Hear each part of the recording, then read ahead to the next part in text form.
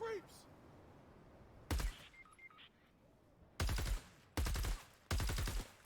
Skydivers!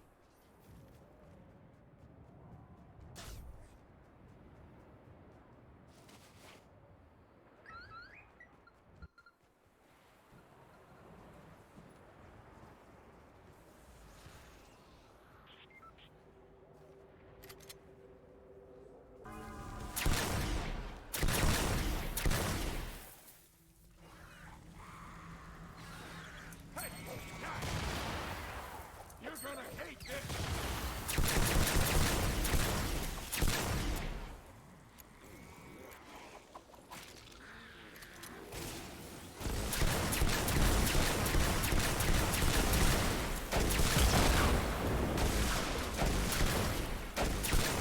Not possible.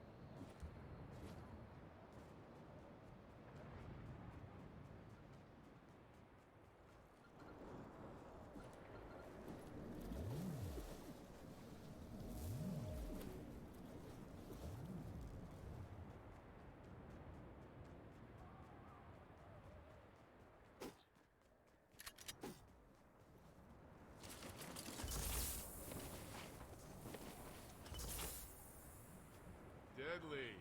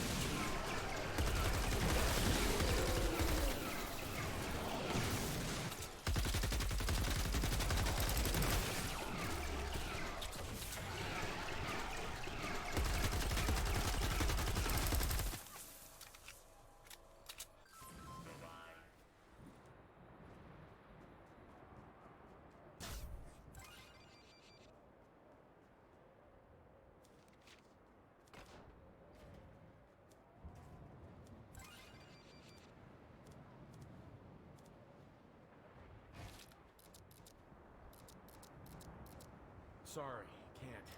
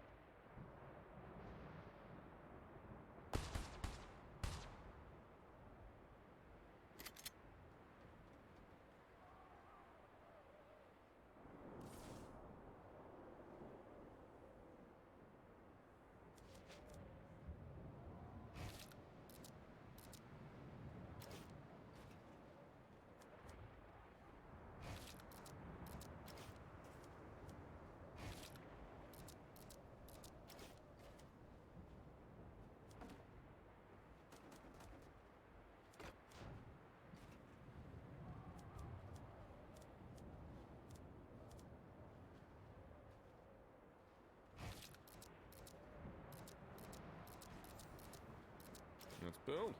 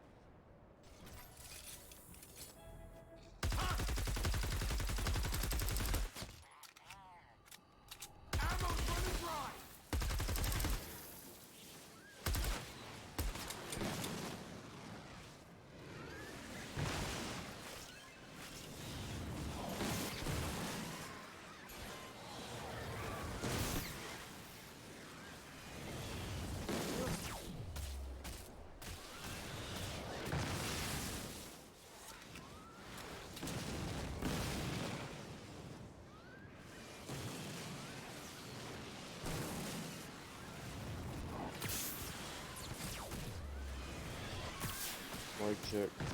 Mic check 1, 2. You guys got mic?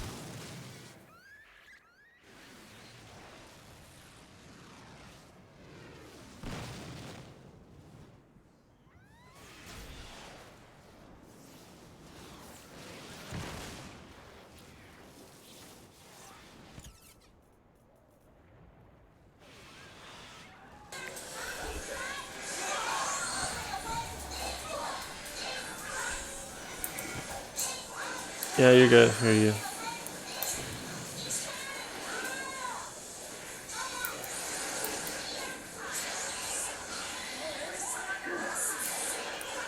Oh my god. Well, Why does my the down base circle is never built work? to some Never extent, works. and Wow. Good. I mean, I'm sure it's enough. Ready to start? no, now just resources.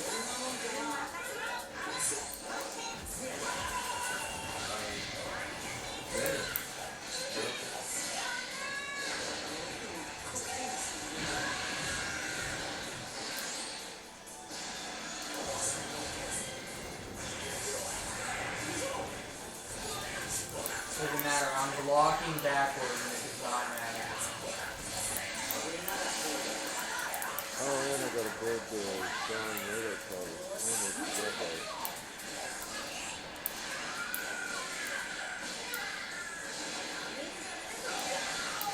Yeah, there's two of them southwest.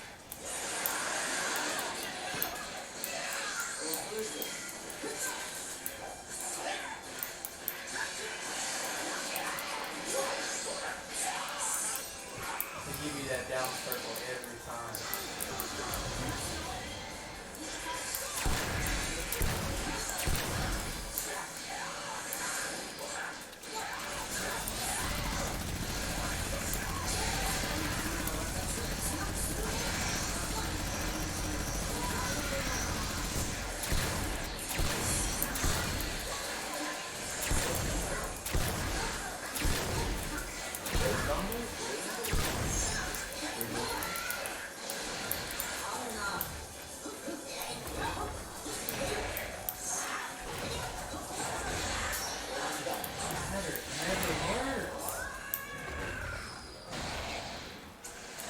What is that thing?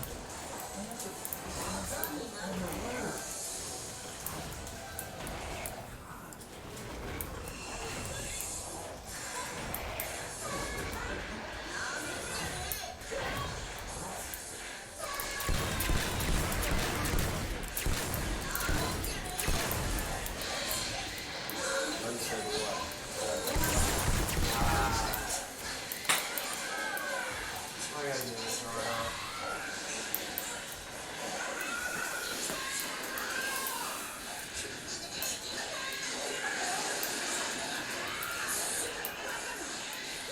Going for. Is there a rare station left?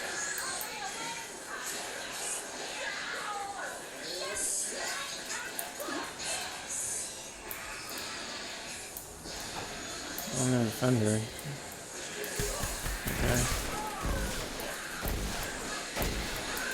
And then why does mine never work? You get me from high up in the air.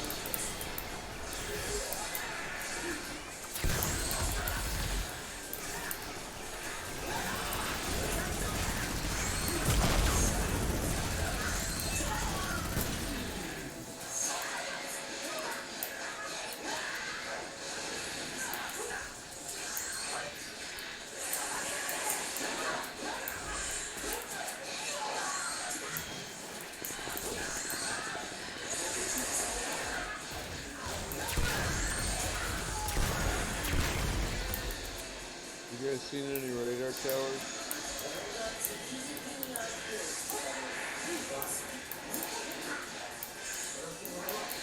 Unblocked.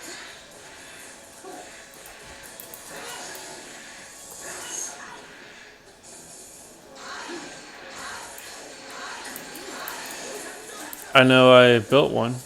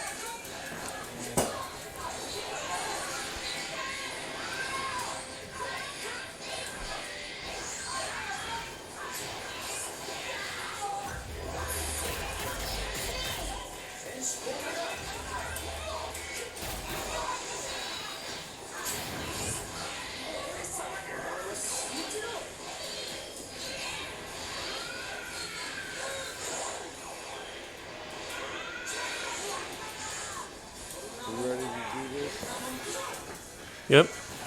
Yeah, I'm ready. Go ahead and start it up.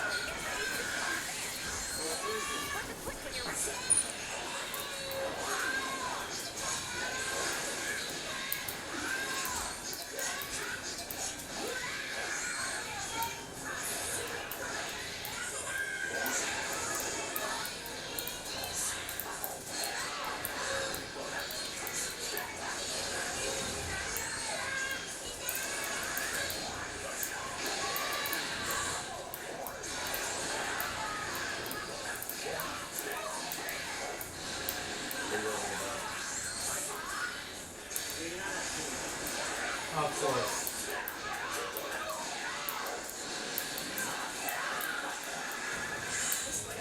Fork good enough? Are we ready?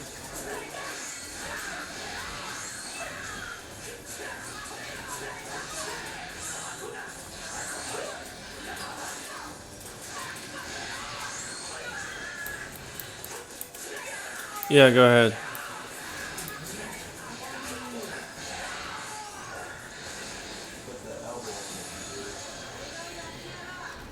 Yeah, she's strong.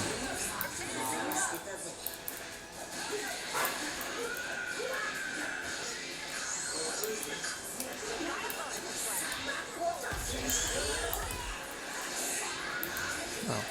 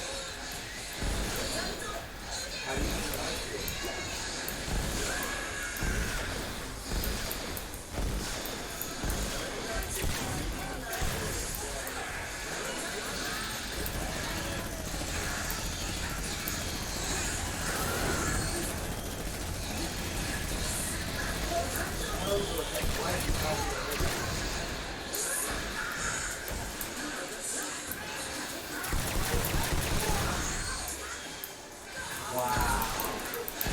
See the game. No, it should have, because I did my ultimate. It messed up. It's my profile. They know to mess me up.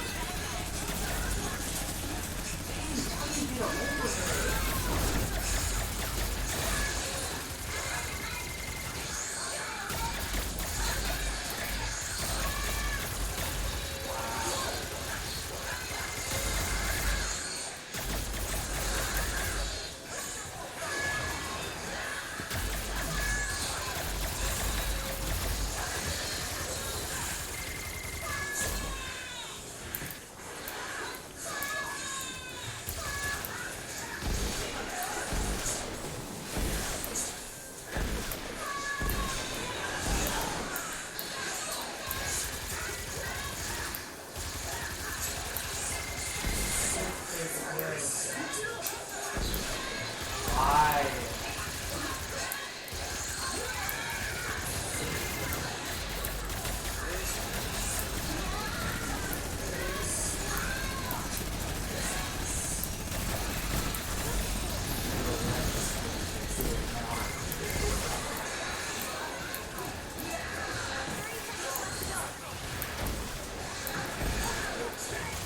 Wow.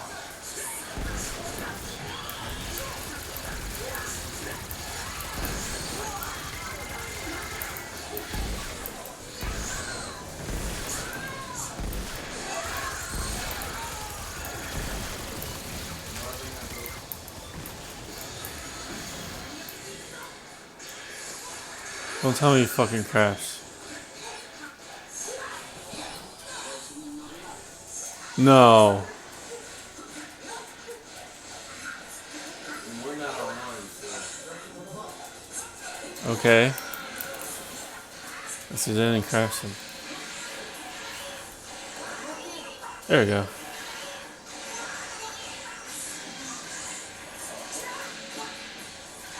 Okay. Oh, come on. Wow. Please give me credit for that.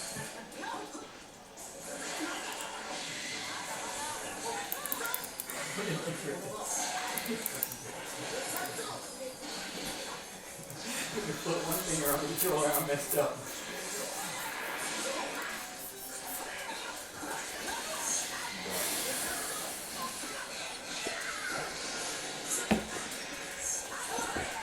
Of course. Told him to gag.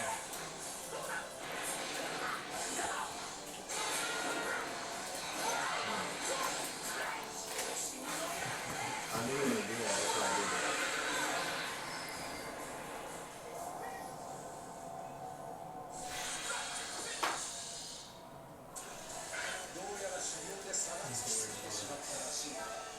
No, it's your part.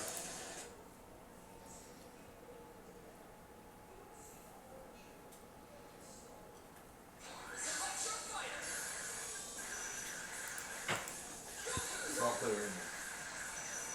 Alright, that's okay.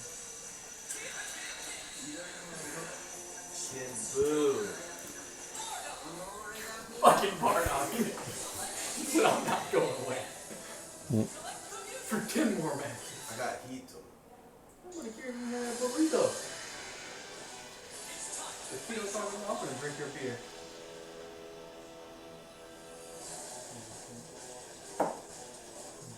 You want it? Yes. No, you don't. You had a whole $7 beer. So? So, my boy took the whole movie to drink it too. Of course. Did he pay for it? Who? Artist pay for his own $7 beer? Hell yeah. Okay.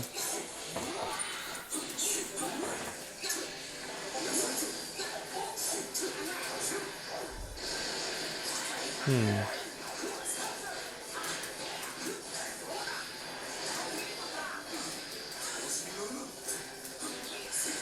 my god.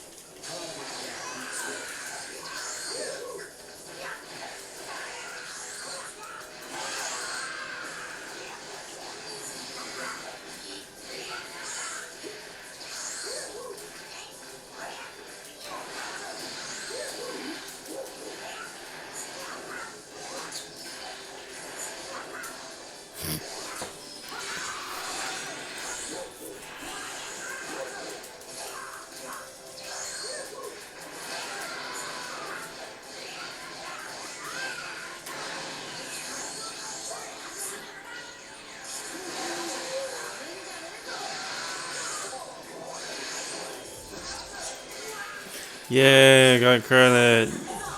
Thank you, Epic.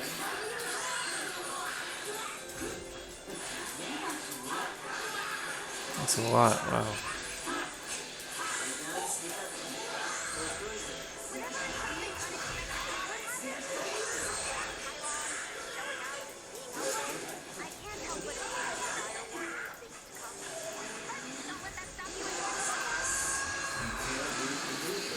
I just have to run out Three treasure chests and missions, melee, innocent, great. Perfect. Get Boo out of there, boy. Favorite character. I don't know how to play this.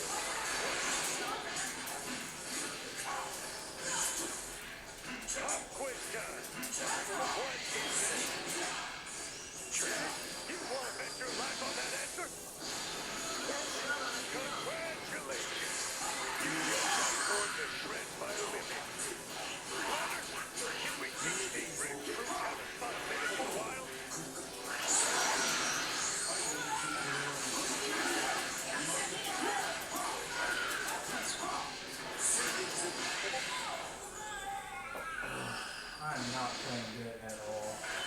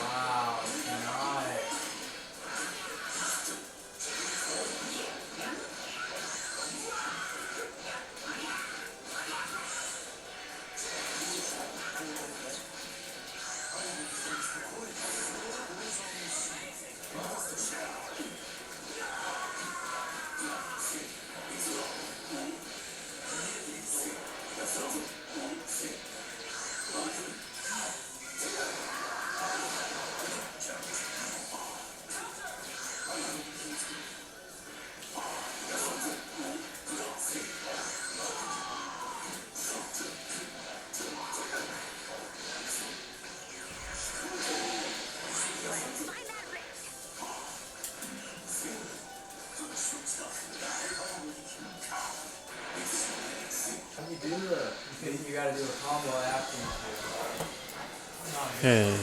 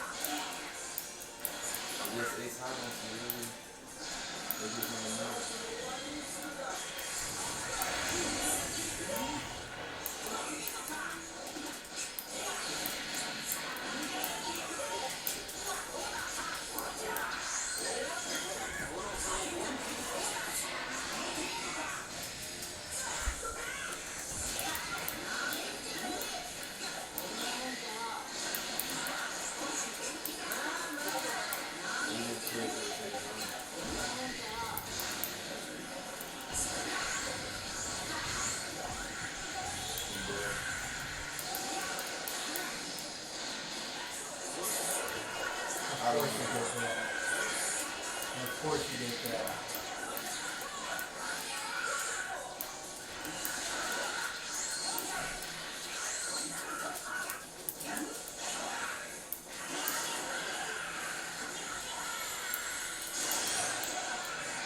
I know you did it command now. That's why I did it.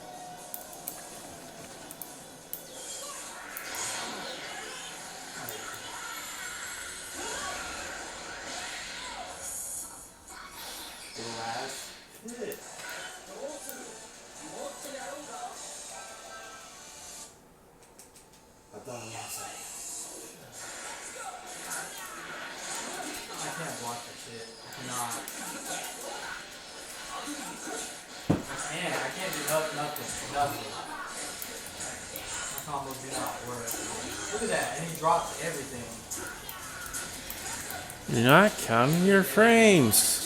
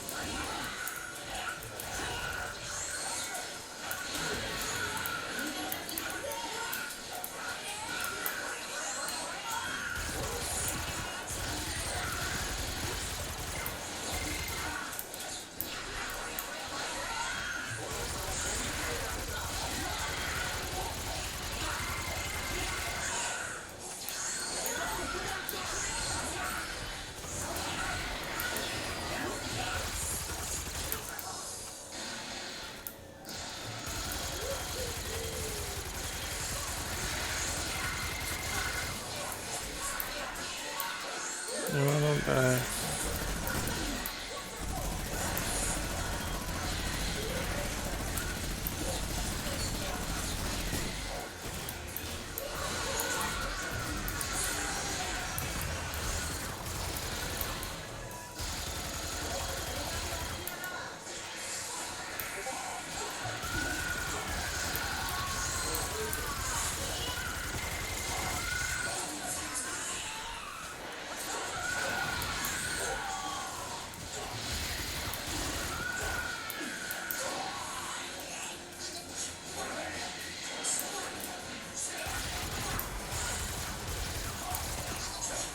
Jump over.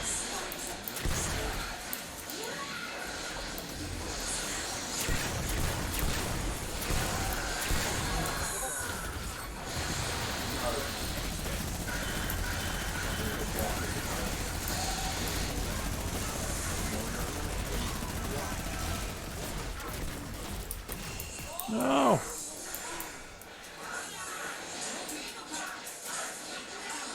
how you talk about 2 and 5?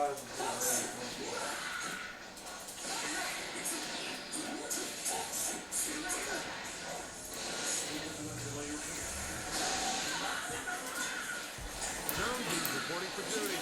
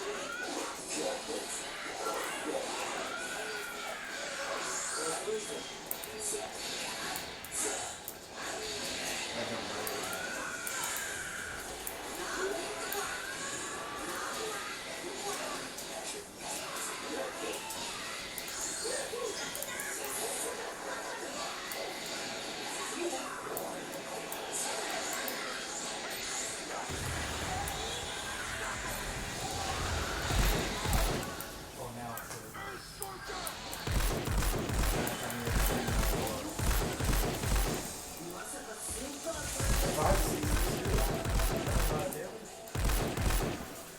Huh? Is 562 a lot of damage? 562 for what? HP? Yeah.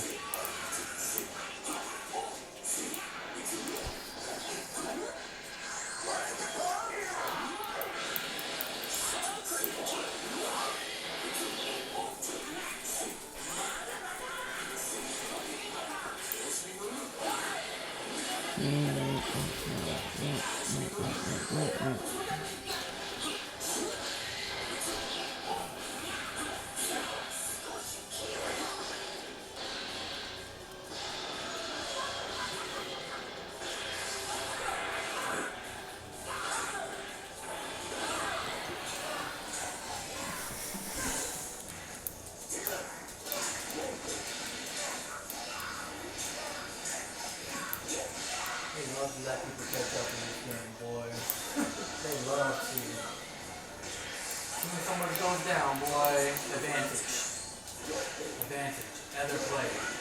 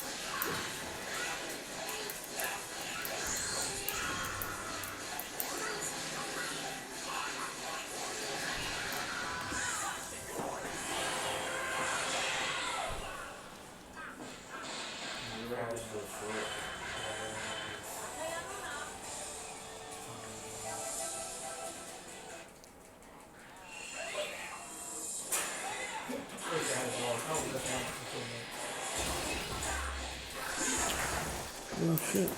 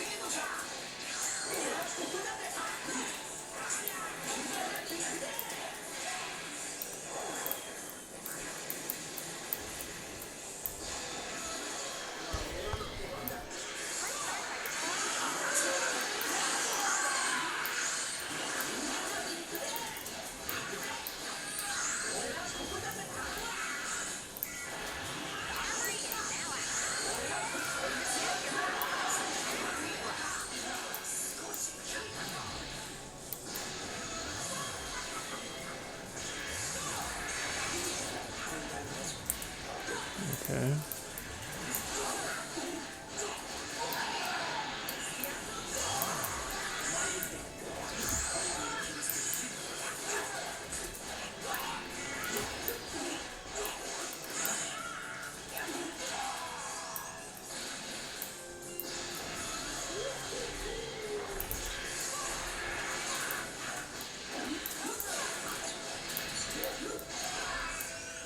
You don't have any blue glow to deposit.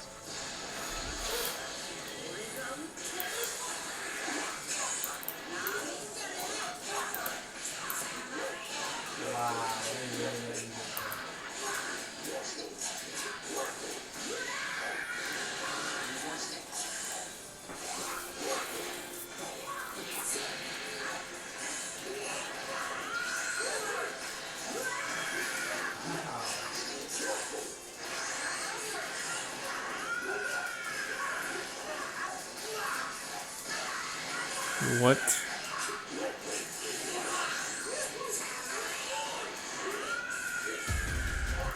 No way. One, поехали. После каждого приводного мотора, переднего и заднего, есть две ступени понижения, которые мы можем... What the fuck?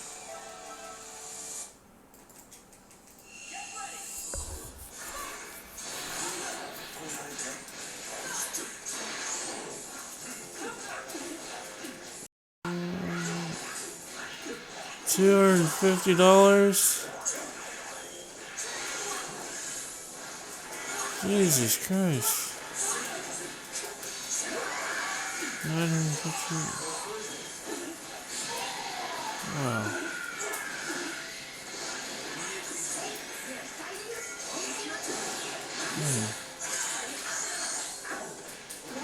Phew.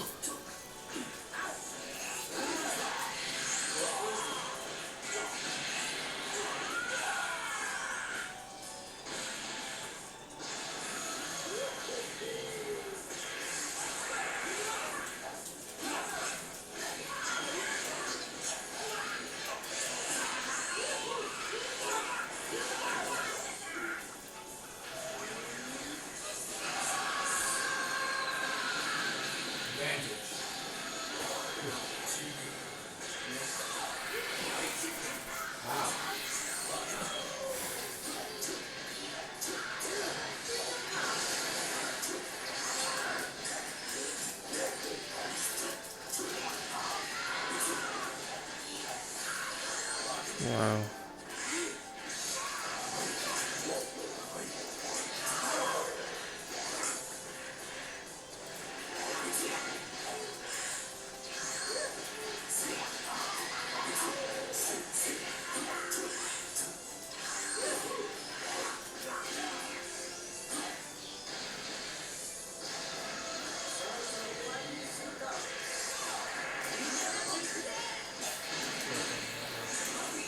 Venom.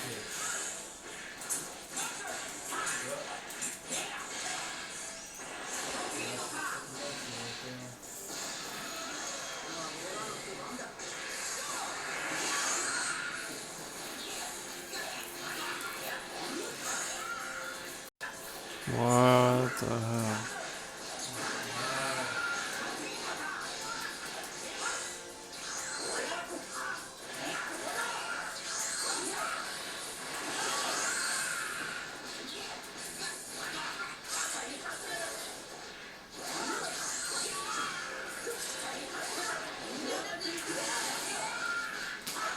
Right to the common heart.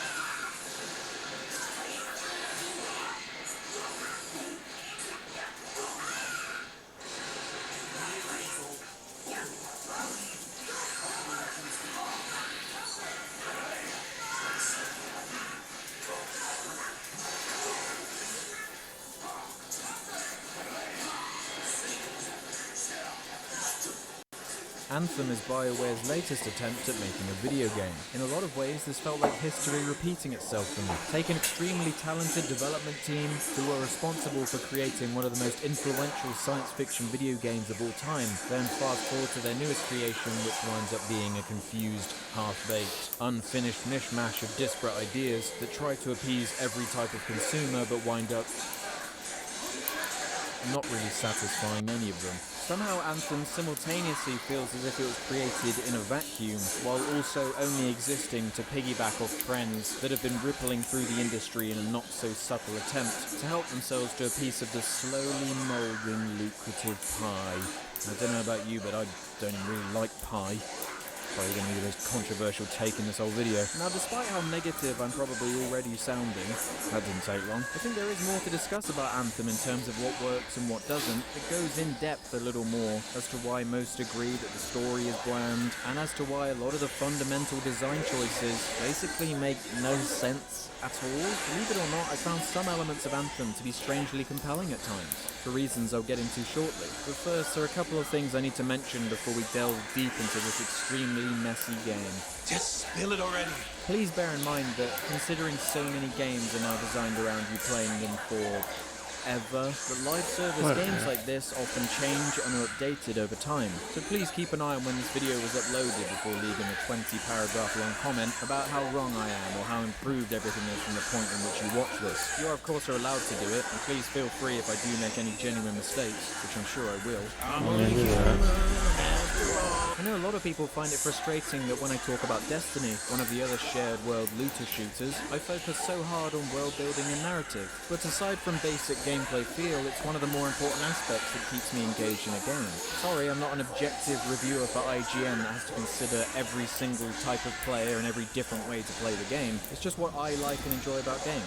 If you don't agree, that's fine. No one is forcing you to validate or watch my video. It's just, if the story and world is uninteresting, badly told, or lazily constructed, then chances are I won't get much out of it. In this instance, especially considering BioWare's history with story-based RPGs, I think it's more than fair to approach the game from this perspective. I'm sure I'm not the only one who expects a certain caliber of storytelling from this company. I've already mentioned Destiny, but I'm afraid the comparisons are not yet over. There are just too many similarities to 2014's vanilla Destiny for it to be coincidence. And I don't just mean the looter-shooter aspects, I mean the overall design, the same balance of fantasy and science fiction, its story, enemies, and all the way to its bizarre Destiny-like hub worlds. The reason I think this comparison is important is because nearly everything that was wrong with Destiny at launch all those years ago is nearly exactly what is wrong with Anthem today. Although amazingly, I think Anthem actually gets more wrong. I'm sure you could go back to my original Destiny video and change every time I say Destiny to Anthem, and the overall point probably wouldn't even be lost. I labeled that game the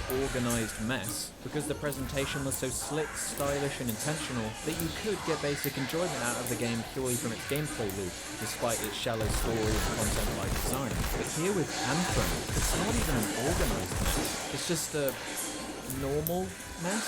A pretty one at points for sure. God, it's breathtaking at times, but still a mess. And I don't quite understand how they figured that they could get away with it considering the fact that the competition is so rampant now. What is the point of copying Destiny, which has evolved There's and none. learned from its past mistakes in certain ways, if you're then going to copy the already ancient, out-of-date, original Destiny? Why would anyone choose to play worse Destiny when they could just play Destiny, or Warframe, or The Division, or even Borderlands 2? The end product kind of feels like a freakish mutant of multiple different creeds. Let's be a story-focused, classic RPG Where with is dialogue mine? options. You know, the thing our fan base has come to expect from us. No, let's be a free-to-play, cosmetic, microtransaction-funded looter shooter that you also have to pay for. No, let's be a 4-player co-op open-world action game. Ugh. I would not be surprised if we eventually learn that this game was originally supposed to be a typical single-player BioWare story game, but was forced into its current being to impress and or appease EA shareholders. It would make sense, considering that this game was supposedly in development as soon as Mass Effect 3 was over, and the landscape was completely different at that time. Or maybe they just misread the tea leaves, I don't know. In Anthem, you play as a Guardian. Oh, sorry, wait, no. Here they're called freelancers. In Anthem, you play as a freelancer. Oh, freelancers. A guy or girl who is very good at flying a robot suit around and killing scorpions. Your character has no name, so everyone awkwardly just calls you Freelancer. Freelancer. It's like if you became friends with a firefighter and every time you saw them you said, "Hey firefighter," instead of just calling them by their name. Thanks for putting out fires, firefighter. You play as the unimportant chosen one, and by that I mean the story has to juggle you being incredibly crucial and capable at everything you do, but not so important as to explain how you can do co-op missions with 3 other random firefighters who just show up out of nowhere to assist you. Yeah, it really adds to the power fantasy to know that every other player in the game is also the chosen one super soldier, doesn't it? Yeah. While I sit here and try to recall what actually happens in the story of this game, which will have spoilers by the way, so be warned if you actually care about that, it's worth noting that if you're willing to invest in this universe, there is one major thing you have to get used to. A lot of science fiction properties do this, but get used to otherwise meaningless science fiction mumbo-jumbo buzzwords and names such as the Legion of Dawn, Javelins, Shapers, Corvus, Scars, Freelancers, the Dominion, Antium, the Regulators, the Monarch. Get the wiki ready because you're gonna need it. It's all interchangeable fluff that hurts your head after a while if you don't do a lot of reading to understand the bare essentials of how the universe works. Hey, at least this time we can do the reading in the game. At its core, the story is exceptionally simple. The only thing that makes it hard to follow is that they drop you in a seemingly random point in history without any real context and just expect you to follow along. It falls into the trap of having a lot of characters excessively explain huge chunks of the world's history to characters that should really already know it. It's just a bizarre choice to have such an impenetrable, dense world with so much history, detail and lore, but at the same time being one of the most simple, widest appealing genres of game there is. You've already created an in-depth science fiction world with MacGuffins that can explain anything, so why not put your imagination cap on and give us a more interesting way to introduce us to this universe? Oh sorry, my mistake. I guess co-op and loot is more important. That decision really paid off, didn't it, fellas? Anthem is set on an unknown planet that is littered with hulking ancient artifacts and relics from a race of godlike beings called the Shapers, who abandoned the planet for unknown reasons. So think the Reapers or Protheans from Mass Effect or the Forerunners from Halo. Yeah, a rather tropey setup for sure, but I'm okay with it as long as they can make it interesting. These abandoned artifacts harness a powerful energy source called the Anthem of Creation, which is theorized to be the source of all life. That's why the game is called Anthem. The thing that makes these abandoned relics interesting is that they are inherently unstable because of how advanced and difficult to understand they are, and as such are prone to messing with the fabric of space, spawning scary monsters, and all sorts of nutty science fiction anomalies that can conveniently explain where all these things that you need to shoot come from. It's also a handy MacGuffin for the writers to use to get them out of any corner they've stuck themselves in. This Shaper abandoned world is kind of like if a builder came round to your house to fix something but left all of their scary looking power tools on and never came back, so you have to scramble to turn them off before they destroyed everything. I actually really like this setup for a universe. There's a hell of a lot of potential for creative storytelling. I'm sure in a single player game we would have seen some of that. They don't do a very good job of explaining it in-game, but long before the start of the story, humanity was enslaved by a bunch of creatures called the Urgoth, which led to humans using Shaper technology to invent the mech outfits which are called Javelins, which in turn allowed them to defeat the Urgoth. I have to admit, I'm not too keen on goofy names like Shapers or Urgoth. but javelin is an extremely good noun to assign to the suits in the game. Big thumbs up there. Javelins are used to keep the peace, as it were, to explore the unknown landscape for research and reconnaissance. Right, so after all that, I think that's enough information to get to the start of the game. Jesus Christ. You start the game as a new freelancer who's on their very first mission, a rookie. Let's go, freelancers. Suit up! The goal of said mission is to stop a Shaper relic called the Cenotaph from destroying everything. Okay, everyone. Let's stop this cataclysm from growing, from killing everything. I don't know why they insisted on naming the relic the Cenotaph right away and not just referring to it as a powerful relic, because it makes some of the early dialogue dumps extremely difficult to keep track of while you're still learning the ropes. The crew is severely underprepared and it all goes wrong. Most of the freelancers are killed, and you forcefully make the last remaining survivor flee from the battle. Hey, we're coming back. No! Vita's coming. We need to Can't beat us. Don't you get it? Pull me out of here. Because your team failed the mission, people stop having faith in freelancers, so they start to fade out of existence for some reason. The faith of the people who protect. So the freelancers scatter, searching for ways to redeem themselves. Then it cuts to 2 years later. So, if we can go forward that hefty amount of time, why was stopping the Cenotaph so important at that moment? If it was genuinely that dangerous, surely they should have spent more time studying and preparing for it before going in? Whatever, just didn't think about it, I guess. After the 2-year time jump, you're introduced to the single-player hub world called Fort Tarsus. Back in Fort Tarsus, the last stop on the Bastion Frontier. Named after the famed Javelin pilot, who gave her life to defeat the Urgot all those years ago. For some reason, they decided to present this area in first person, meaning that every character interaction and cutscene here is from a strangely detached perspective that is supposed to be more immersive, but ironically feels more distant and unnatural. And seeing as when you're in combat you're always in armor that covers your entire body, you very rarely actually get to see the main character and connect with what they look like. It's especially off-putting when you're locked into long discussions with people without any perspective changes, camera angles, or any filmic technique that is used for the exact reason of making dialogue feel more natural, interesting, and authentic. It doesn't help how robotic the POV camera movements are either. When this is supposed to be the view from someone's eyes, it shouldn't look like they're on a dolly that's weightlessly gliding around to keyframes like a machine. This, matched with how good the face animations and motion capture are, creates this strange uncanny valley feel, where you're seeing these incredible character models who look and move like real people do repetitive animation loops that make them feel Just like like Chuck E. Mass Cheese Effect animatronics. Andromeda. They clearly have developed some very impressive technology over at BioWare, but within these confines, within this game, they're held back from what they could truly be. You gotta look past the numbers for once in your life. Something is off. You're properly introduced to your cipher called Owen, who expresses how he one day would also like to be a freelancer. If I had a suit of my own, I could be out there in the field with you. Dial down your boosters, hotshot. With more training, you'll get your chance. I promise. Ciphers are briefly explained as being people who are particularly sensitive to the anthem of creation, making them capable of telepathic communication. So using that power, they sit in animus-looking chairs and act as support roles to Javelin pilots. It's basically an overly complicated way of explaining why pilots have a guy in a chair to talk with on comms. I don't mind the concept of these ciphers at all. Quite the opposite. There's a lot to explore there. I want to know about it. But again, they do a pretty poor job of establishing any of this without you doing copious amounts of reading and research on your own time. And it's kind of an essential piece of world building to understand the basic mechanics of the story. I'm sure some people will be okay with this, but for me, if the world building isn't intertwined with the story, why should I care? A couple of times they mention that ciphers shouldn't be freelancers because their psychic abilities will make them go crazy or something. Almost every cipher has been near that storm has gone mad. We put you on a javelin. Try to reach the Cenotaph. You'll get us all killed. But again, it's never really explained as to why that is the case. Everybody in this universe already knows why, so they never talk about it. Anyway, I haven't really talked about the characters yet, but Owen is one of the better ones. I liked his enthusiasm and his performance, and he even sells some of the pretty bad dialogue. What kind of monster doesn't like celebrating my birthday? Exactly. And yours is soon. It's just past. It's today. It's today. Happy birthday!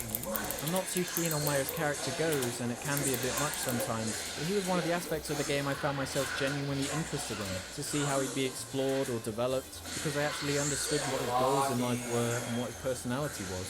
Nice what you making. You really believe that? Yeah, I do. I envy you.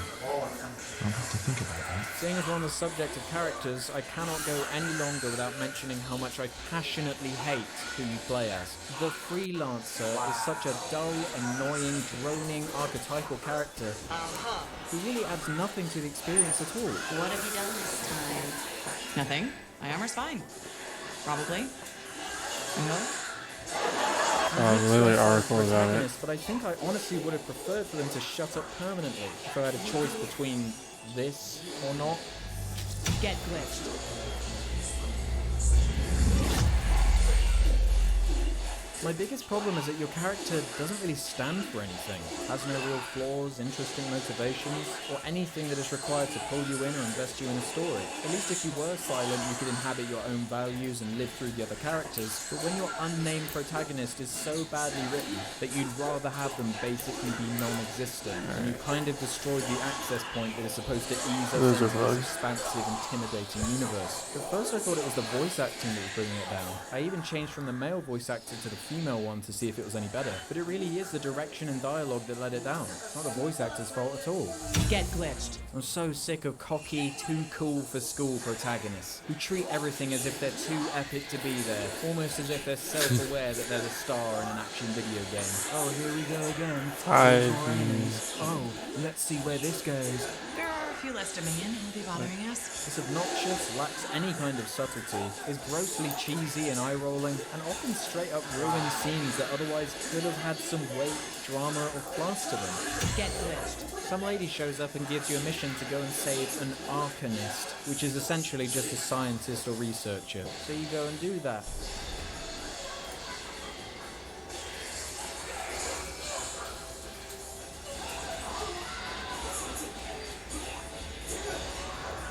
Matthias? Here, right here. These scars. I don't know what to think. I know I haven't mentioned gameplay yet, but don't worry, I'll do that once I've finished with the story. It will just be simpler that way, trust me. Once you've rescued the Arcanist called Matthias, you're treated to probably the worst, most clumsy cutscene in the entire game. I'm not saying something. The moment that truly made me realise, oh, it's gonna be one of these. The game comes to a screeching halt to have some guy you barely know talk at you and vomit exposition that explains yet more backstory to give you basic understanding of how this stupidly complicated world works. The work I've already had to put in just to ensure that you watching can even understand what the hell is happening is proof alone at how clumsy this entire introduction is. This nearly 6-minute long cutscene desperately tries to convince us that an enemy faction called the Dominion are a threat we should care about and be scared of, while at the same time characterizing them with a pitiful description that lists them as only cruel conquerors from the north. Until one day, the Dominion arrived on their doorstep. Cruel conquerors from the north. Wow, that's a lot to dig your teeth into, isn't it? I'm shaking in my boots, honestly. Don't tell me they're cruel. Don't want to deal with anyone who's cruel. There's a big, boring fight where characterless robots jump around and blow up other characterless robots. I'm sure every 14-year-old's going to love this scene. When really, all you need to know is that there's a relic underneath this city that the Dominion believe could harness the power of the Anthem so they could control it to be ultimate gods, effectively. But obviously, it all went wrong and became this disastrous cataclysm, the same one that you tried to stop at the beginning of the game. This kind of would have made more sense if this was how the game opened, to be honest. Sort of like a Lord of the Rings opening backstory. So in the end we wind up with this 6-minute cutscene describing a conflict we have no investment or understanding of, told by a character we know nothing about, shown from the perspective of someone we also don't know and never get a chance to know. The structure of this game is so incredibly bad, it might actually be worse than vanilla Destiny was. The game makes you experience free play next, where you aimlessly fly around the open world without any official way of navigating it or being able to place waypoints, where you have to gather ember pieces. I don't know who decided that this type of activity was ever acceptable to break up main missions. The only way I see it is that it's an artificial way of making the story feel a bit longer, as well as teaching you basic ways to interact with the game. Next, you're sent on a mission by the boring lady to meet with one of her agents who has been acting undercover in a smuggling gang. Don't worry, it's really not as interesting as that sounds. It was around about here that I decided to play the story missions in single-player mode, instead of the default public expedition setting that automatically fills your lobby with random strangers. Now, as much as I enjoy playing with Fart Brent and Fart Simpson 94, A lot of people have fart-based usernames. I did at least want to see what the main story was like from a single-player perspective, despite every design choice doing everything in its power to stop you from playing alone. I also noticed that it's possible to join missions that are already partway completed when you play co-op, so I obviously wanted to avoid that so I didn't miss anything. I also got so sick of bored players rushing through as fast as they can and pulling you along with them. You get less XP when you play by yourself, and whenever you try to start a mission solo, it double checks to make sure you haven't made a foolish mistake, because how on earth could anyone enjoy this game alone? Hey, I didn't say it. The game did. In trying to find this undercover agent, you're treated with a cutscene that properly introduces the Monitor, who is the main villain of the game. He's got a cool, threatening voice and looks like an action figure I'm sure any young boy would love to own. But I was interested to learn more about the guy. Tell me what makes him tick. Why is he so hell-bent on gathering these artifacts? I'm open, I'm willing to learn. I'm sure the answers to all these questions are going to be really, really satisfying. Maybe he'll be as memorable as Sauron or the Elusive Man. Those guys were great. Yeah, I'm sure he'll be memorable. Yeah. No, you can't do that. We have one more fight. That's the idea of it. It's random. The game encourages you to do some side quests for a while, which I don't mind the concept of in premise, but the repetitive mission design really holds it back. It hadn't properly sunk in at this point though, because it was still early days, and I was getting enough enjoyment from experimenting and learning the gameplay that it wasn't quite getting on my nerves yet. No one survives the hard range. You did. Yeah, the gameplay I thought was really good. I like that. The next quest is to meet back up with your old comrades that were briefly shown at the very beginning, who have been researching a way to stop the MacGuffin. After lots of killing, you find your old friends, but the one named Halleck still holds a grudge against you for making him retreat in the opening sequence of the game. Who is this, Halleck? No. This cutscene is tonally quite strange. They play it for laughs because this guy has to eat a scorpion stinger. Forgive my ignorance, Princess. I didn't know people could eat this. I come from a harsh and unforgiving. Then you have to eat a pheromone sac. I love Manticore.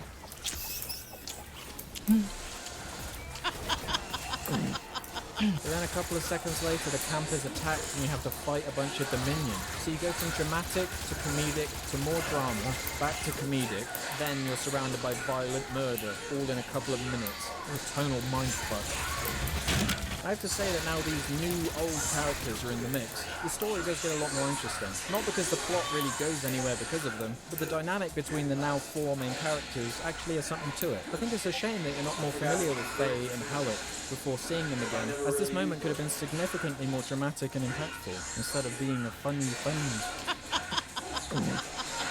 At points it feels like they tried to cram the material of at least 2 games, or one 20-hour single-player RPG, into one small experience, so a lot of the story feels rushed and unnatural as a result. That's not to say there aren't sparks of the BioWare I used to enjoy so much, it's just unfortunate that instances of quality storytelling are so few and far between. My enjoyment of the game did especially improve every time the character of Halleck was on screen. He has an infectious energy to him, his performance is good, and I really like past their prime characters who are full of regret and cocky pride in themselves. Faye and I have 2 years of research and legwork on this. And you want what? Jump in the end and flame? I really feel that if given proper time and development, some of the characters here could have been truly memorable and interesting, even with how much I hate their costume design. What the hell is this? Why do they look so stupid? Your character informs Halleck and Faye that we're going back to the Heart of Rage. I'm going back to the Heart of Rage. Really? The Dominion wants a cenotaph. They'll decide me to get it first. And they reluctantly agree to band together to get the job done. One job. Just one.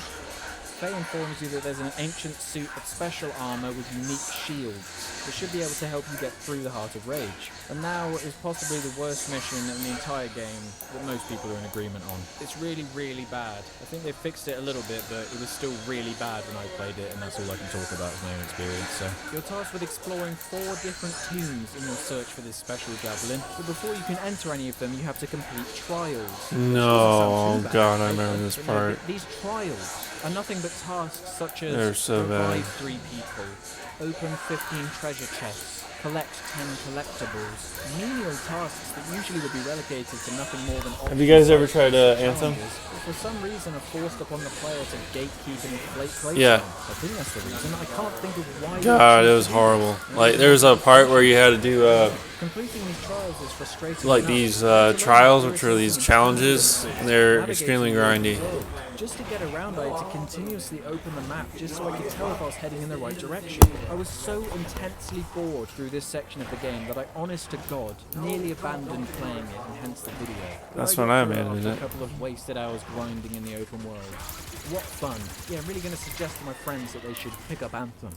Yeah, when you have missions like this. Eventually, you finally head to the final tomb to find the javelin. There are some pretty rudimentary puzzles you have to complete to unlock a door to mix things up a little. They're never actually challenging, but I appreciate the idea, I guess. Variety is the spice of life and all that. Once you kill some scorpions and do more puzzles, you wind up in some kind of burial chamber, where a coffin opens and gives you yet another MacGuffin to try and keep track of. Jesus. You're multiple layers of MacGuffin deep now, and I'm pretty sure there are more to come. I'm afraid there's no turning back now. You can't escape the MacGuffins in Anthem. The monitor comes back and projects himself into the I really same want room a as you, second which I Joker. guess is something that characters can do in this world. And goes slightly more into his motivations. He basically just wants the ultimate MacGuffin, the Anthem, so he can be ultimate. His motivation is paper thin and it's not very interesting, and it gets no more development, and he's just a bad character. It's as simple as that. Although what bothers me even more than the dull, uninspired writing is having to watch two comical, toy-looking mech people try and have a conversation as if it's normal. Tell me what is interesting about two characters whose faces you either can barely see or never see, showing no emotion, talking about nothing interesting, having no personality, while they're trying to sell this flowery sci-fi mumbo-jumbo garbage. Nothing is the answer. Nothing. Oh yeah, and we can't forget about... Get glitched. It's too bad. It's too bad to let that go. They say that you're surrounded by the Dominion, and it's built up as if there's going to be an exciting escape sequence. Faye, when you said there were Dominion outside, Chest. did you mean all the Dominion? Just run. You need to get out of there. Fast. Think about how cool this... Sorry. That's it.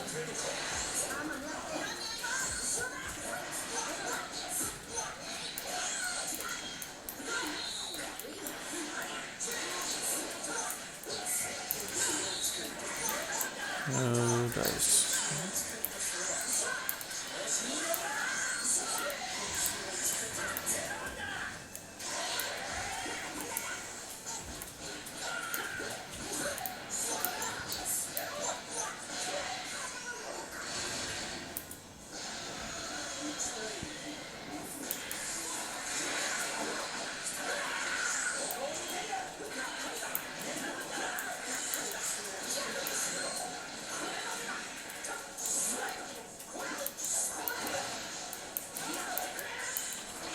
I hear one.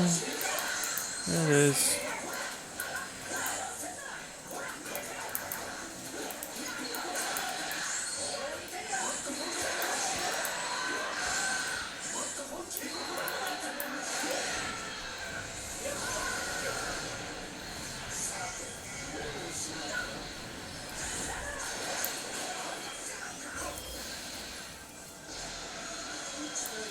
Two of them.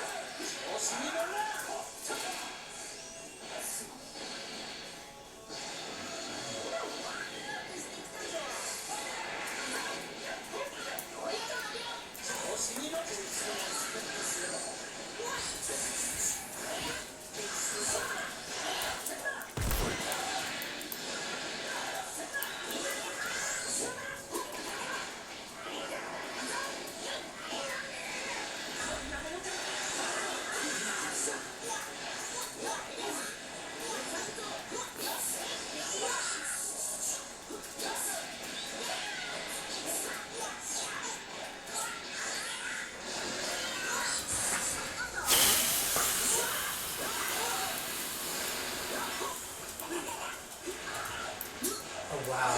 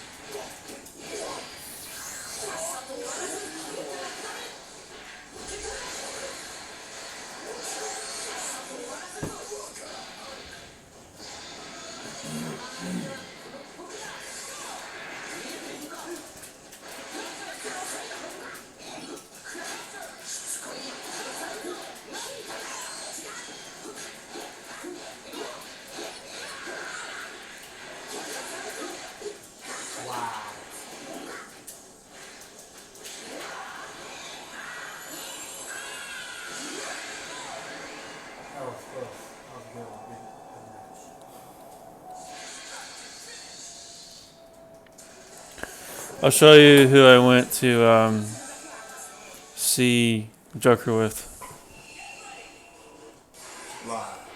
I swear. How do you know her? Main event. We worked together. Main event. We worked together. That's her. She like you? Yeah. She has a kid though, but her ex was an asshole. So It doesn't matter if you have a kid. I know. That don't mean nothing. Yeah, but That's better. true. If she's more like grown up. I know. I don't know if I'm ready for that yet.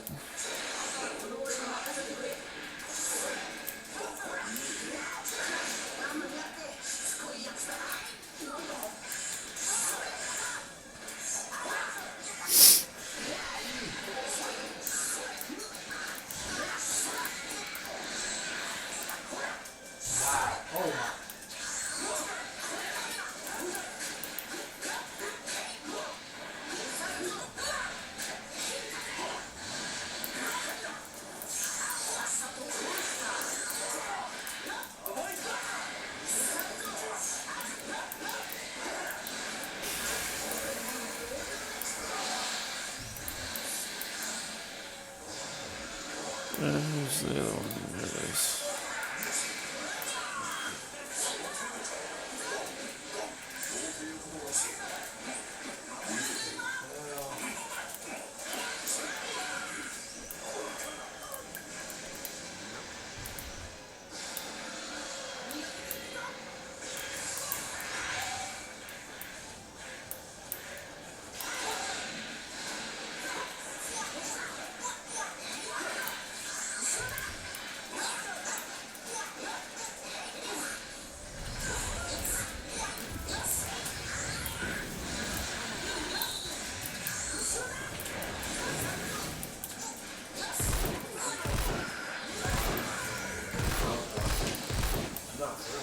Stop quitting, bro.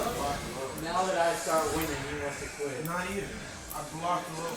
You don't see me quit because I keep seeing the flaws in this game too. Bro, we didn't come here for Naruto.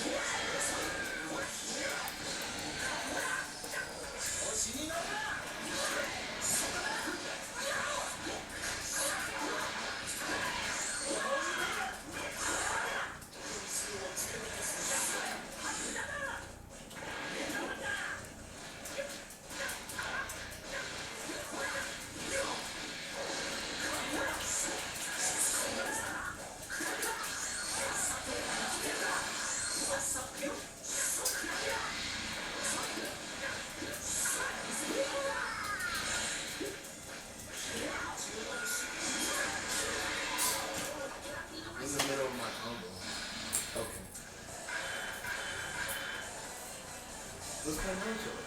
Fine, crybaby. Like, bro. Shut up. In the middle of my combo? I got your ass. Come on, bro. Not in the middle of my combo. I'm going to fight because I started to this.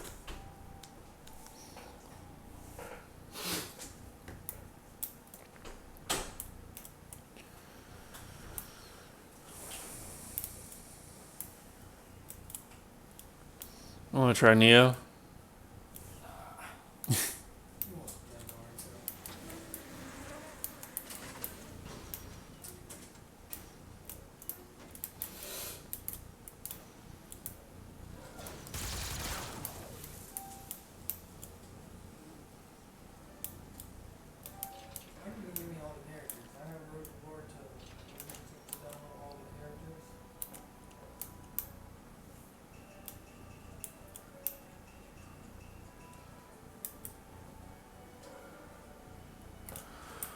Fucking kidding me.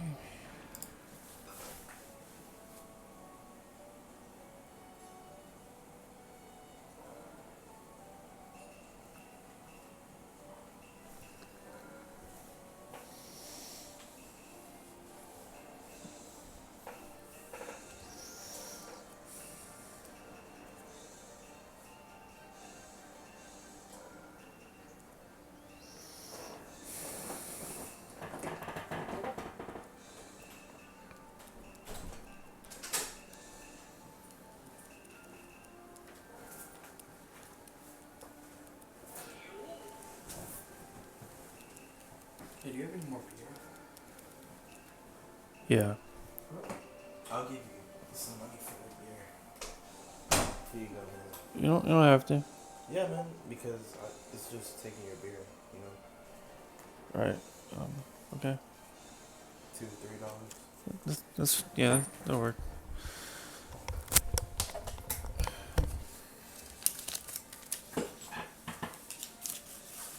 You have V-Bucks? Can you use those V-Bucks on, Yep. on, what's it called? Yep. What's it called? Back and forth. Yeah. Yeah, it goes either way. What do you have in your locker? Mostly like spray or you don't have any skins. Wait, you've been playing since season 2? Yeah. Oh wow. Oh my. So let's just go to my Battle Royale game.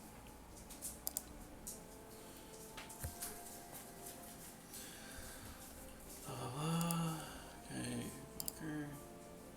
I just bought this wrap. Ooh. Saucy. It's 500. And these are the skins I have. And I'll start. Are any of them OG?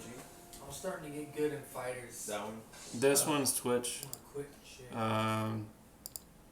Forgot. I think these two are from State of the World. I think I don't know where I got this one. Why did we play this game?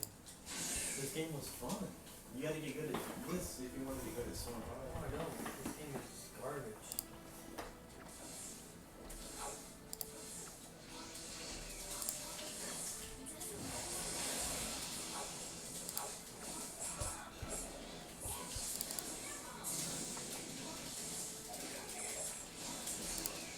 Wow. Maybe you keep up.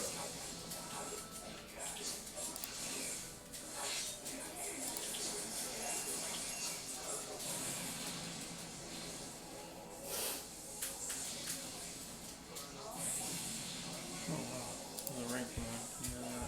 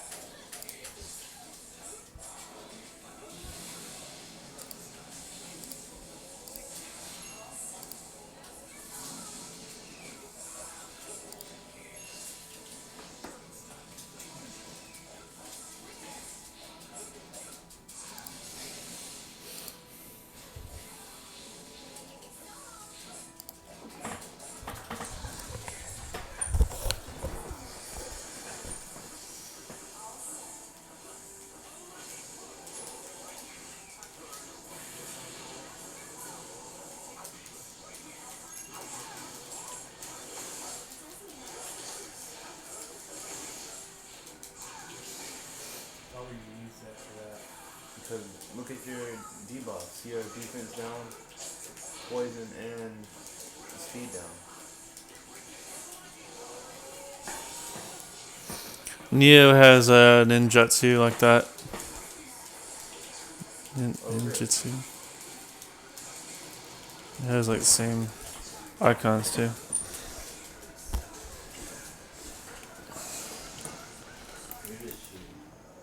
You can't be using Susanoo. My favorite.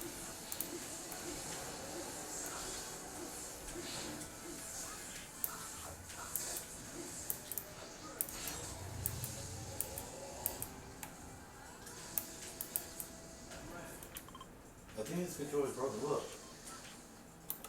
Hold on, look.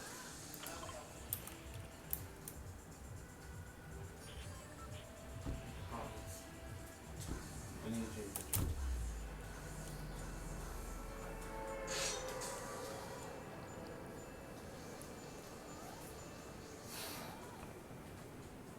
Excuse me, sir. Steven, did you say you had another beer? Huh? Did you say you had another beer? He's playing Battle Royale. He's got it. Yeah. You go ahead and get it from the fridge. Oh, I'm scared. I'm scared too. Of what? Of ruining other people's reviews. Oh. Alright, well, I'll get you one after I do this.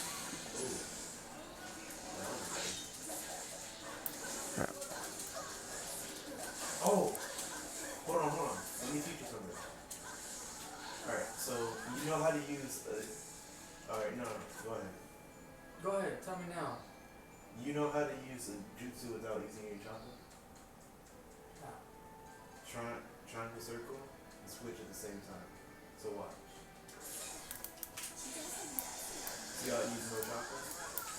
But it did use chakra at the same time.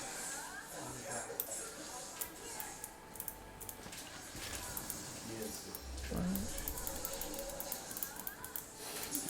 Chest inside a tent? What is this sorcery? A pro taught me that. Yeah, I was too slow. You gotta basically do it with both hands.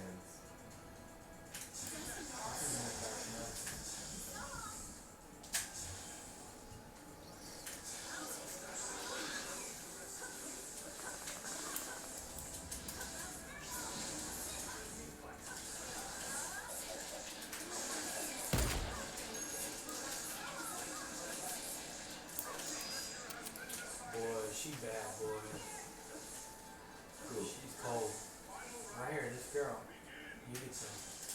Whose wife is this?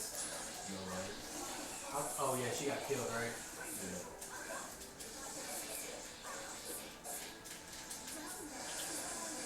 Wow.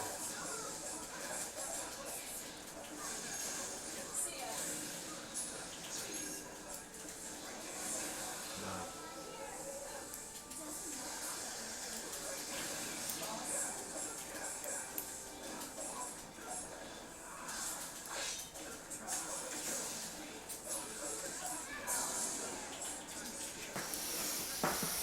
I beat that ass. But you gotta do it team up, team. I was playing this game. I gotta teach you the tips and tricks. I was starting to get good in fighters. I was doing the little. No, I was learning more. I was doing the same thing over and over. And How would you switch characters that quick? Oh my gosh. alright, I'll keep characters over.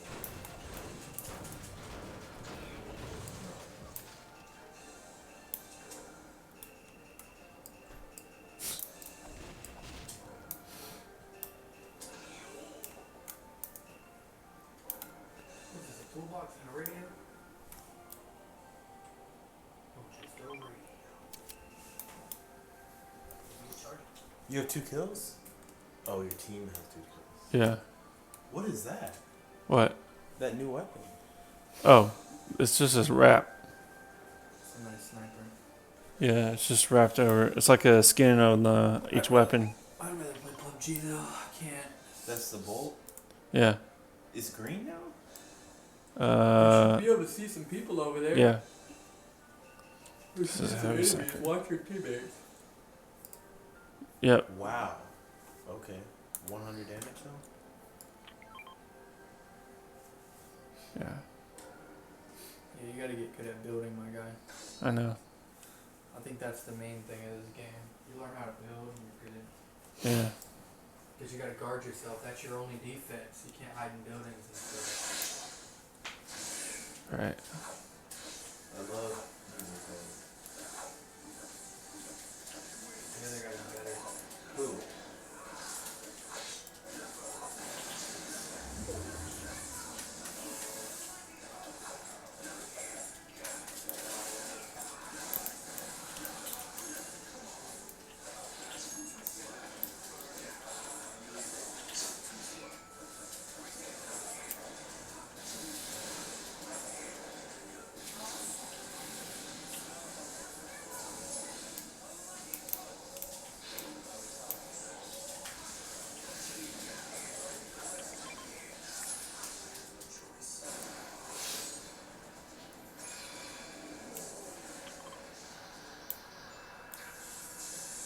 I thought you left your team for a second.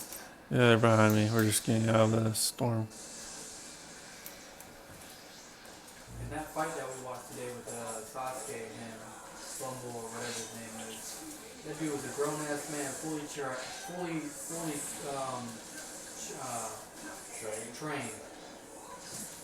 Sasuke was still a damn kid. He knows who the Uchiha clan is. That's why he did it.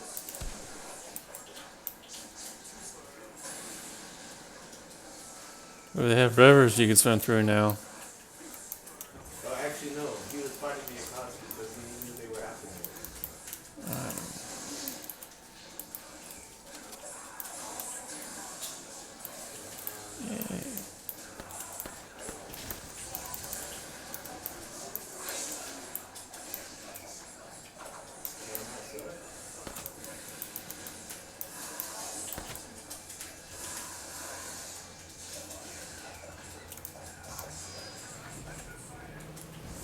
Love this game.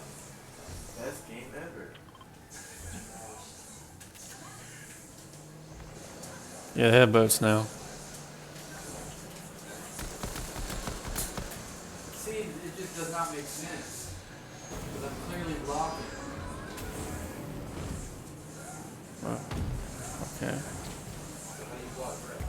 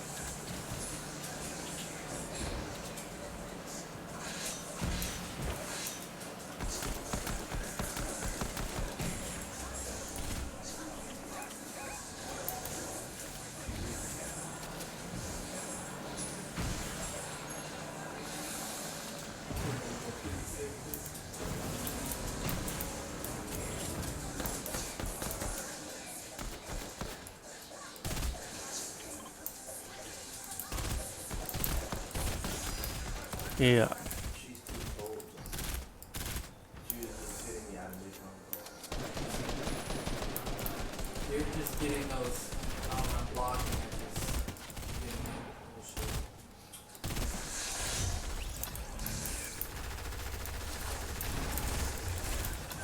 Whoa. Oh, Steven got a kill. I see you, Steven. Good job. You and your teammates are doing work. Yeah, we're staying together. I don't even have a.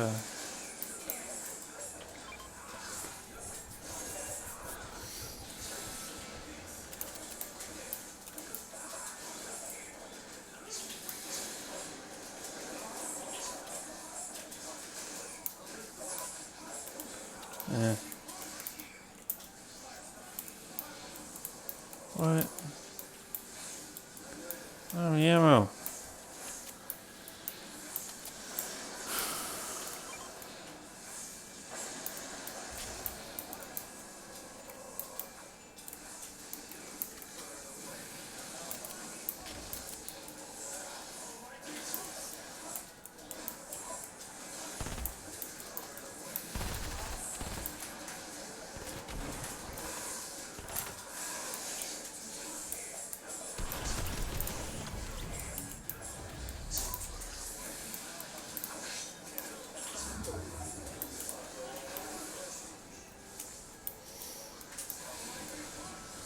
Yeah, this game feels really great when you're doing good, and it feels really, really shitty when you're doing bad.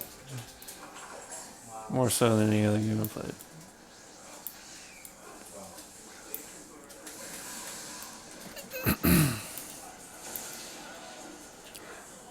Let's keep going.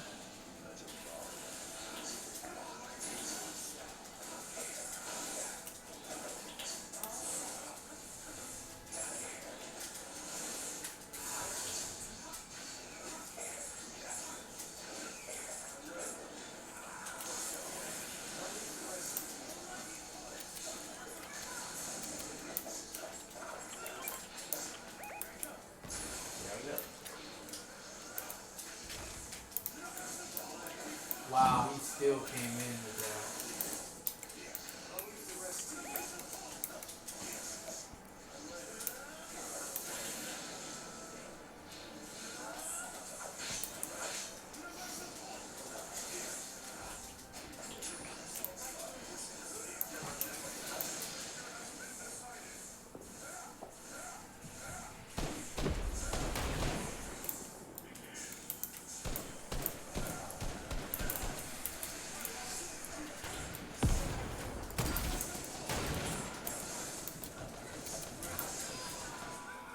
Do you know how to edit well?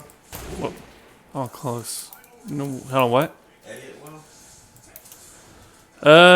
I'm alright. Not really.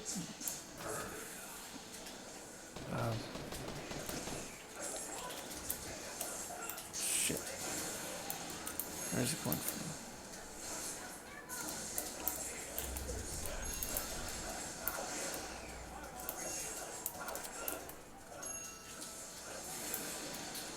Did you kill that RPG guy?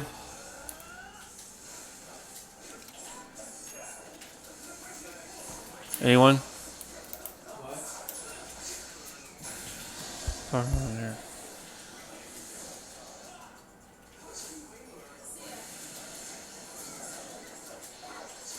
I thought it was you for a second.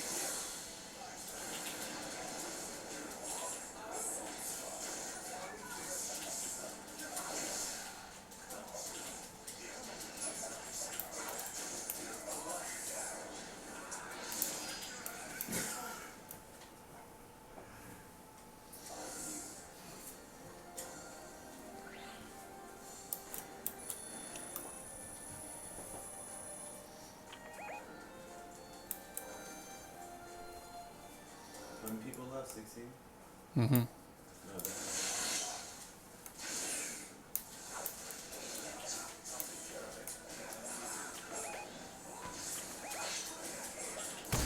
Damn it.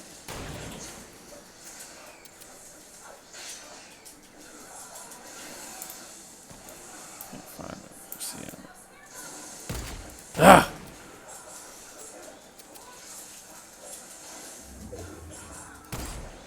Wow.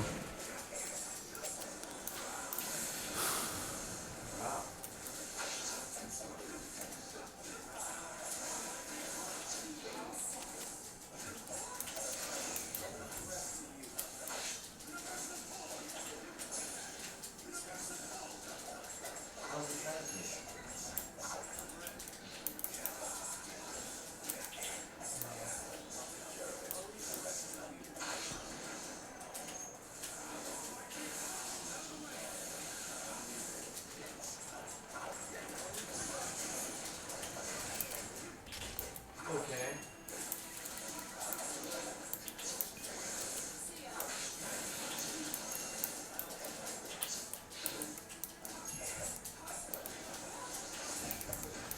Wow.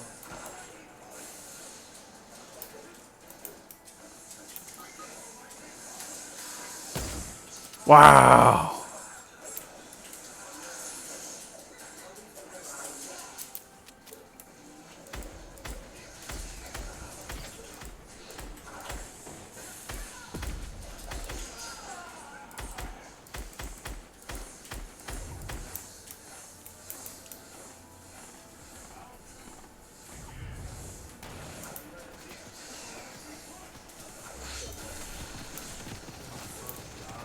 This shit's so annoying. No wonder you picked that fucking team. It's you and the fucking fireball squad.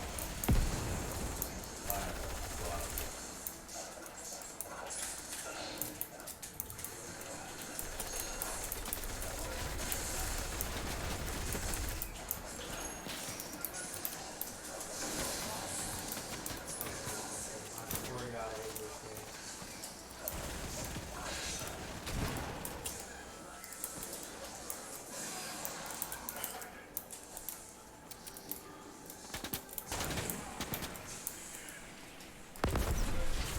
Come on, hit something.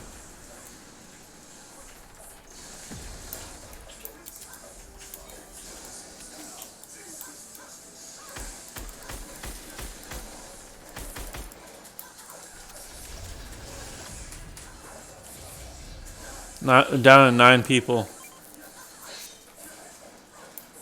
including us. So 6.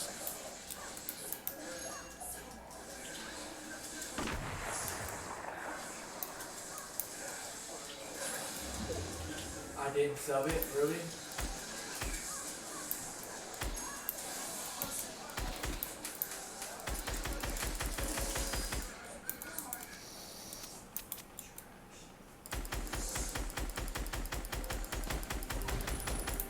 Ah. Damn, Steven, you guys got this.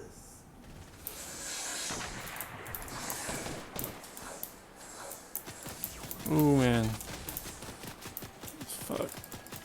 Ah, I ran out of resources. They're cheating. They lasered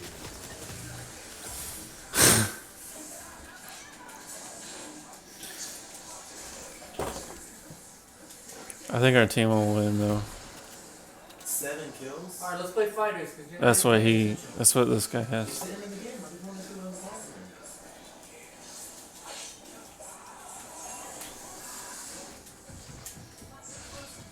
Oh my gosh.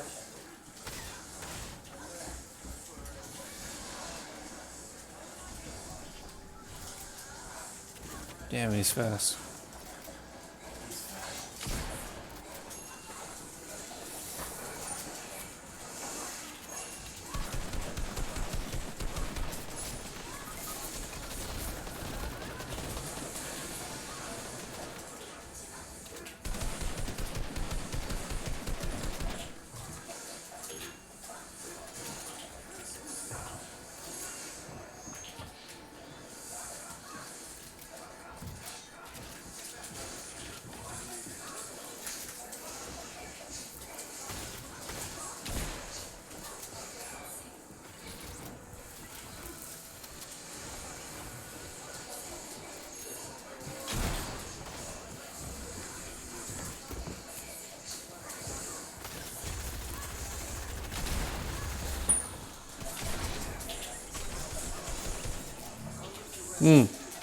Got second squad. Nice.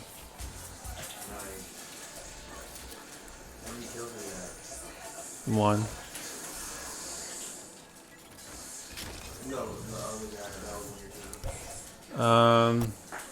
Where did I see that? I think he had 7 or 9. 9? Yeah. You got more? Yeah.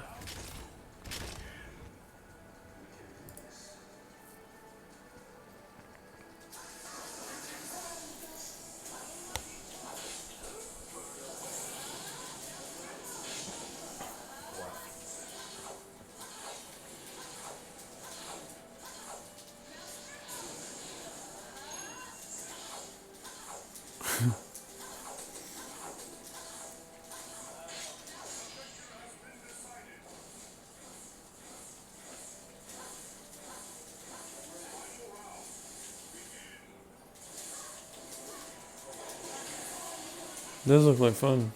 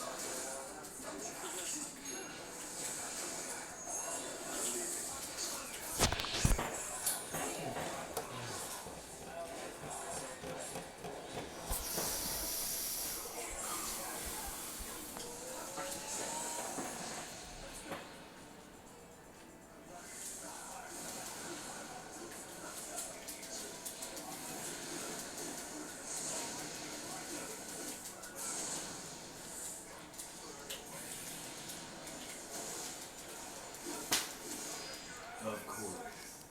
My card breaks right when you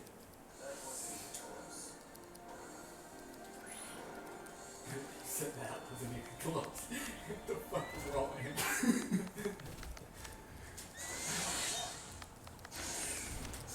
Is his name Breaker? Oh, wait, what? Yeah. Raspius art, actually. So it's interesting.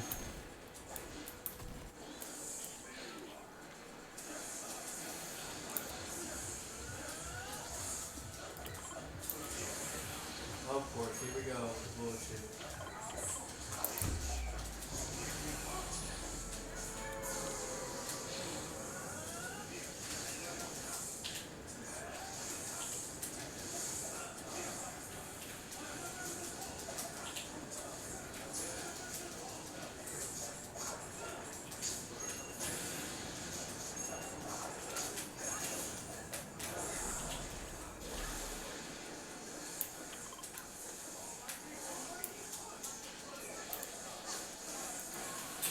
Oh, look.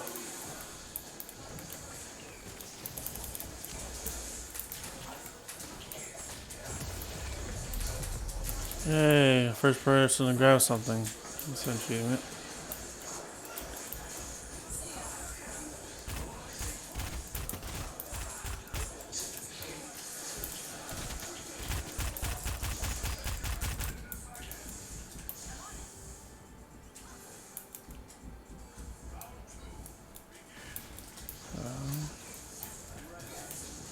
Better go over there. Wait, is Lazy Link's back? Yeah, that's where I am. Yes. Damn it.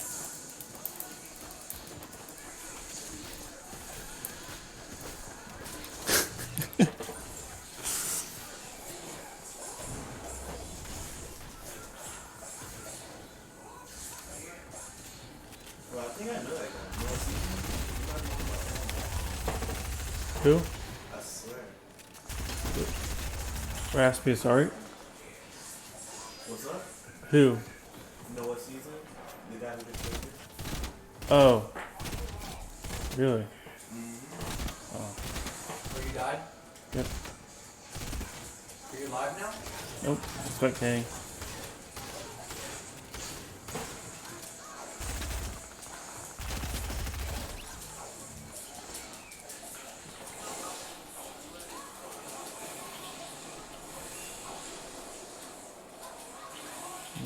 Bro, oh my god, I did.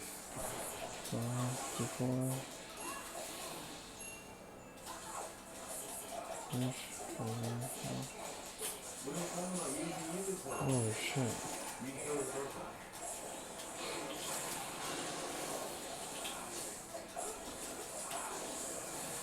Which,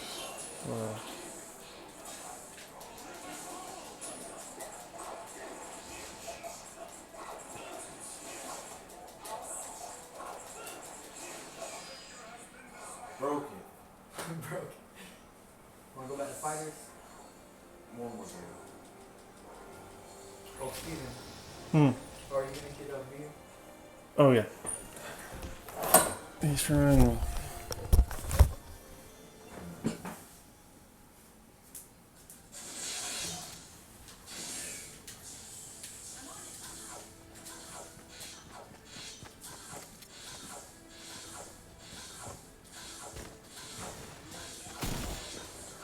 These bots. Let's go. Wow, that guy was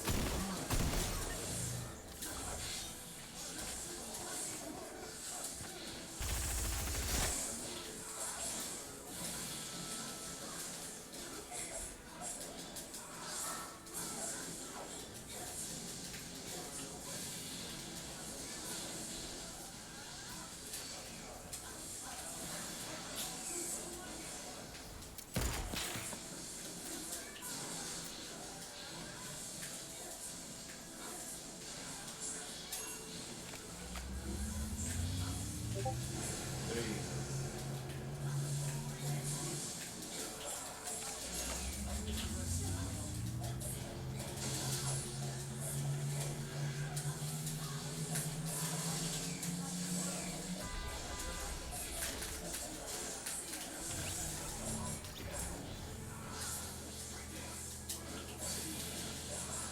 There you go.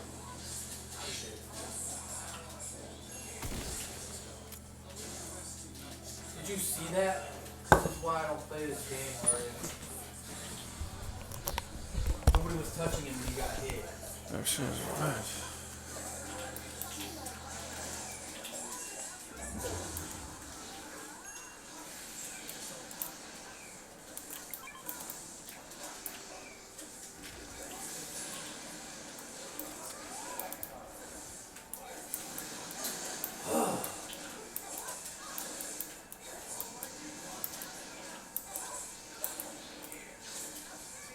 How the hell did they survive all that?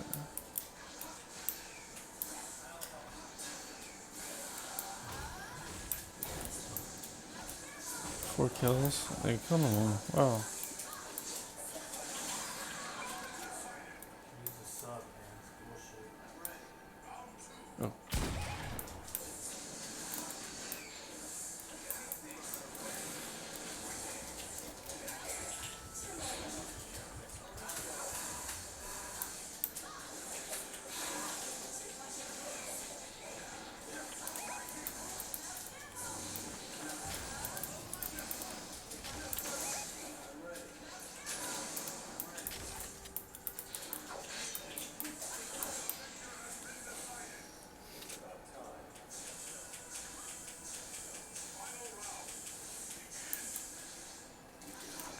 You guys have a mic, right?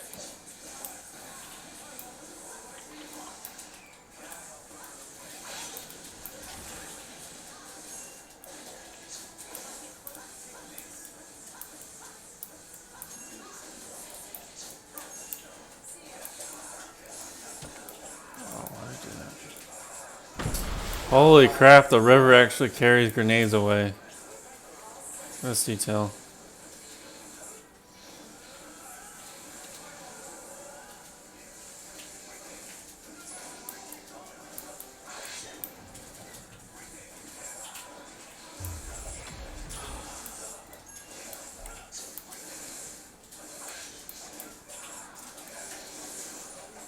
Wow.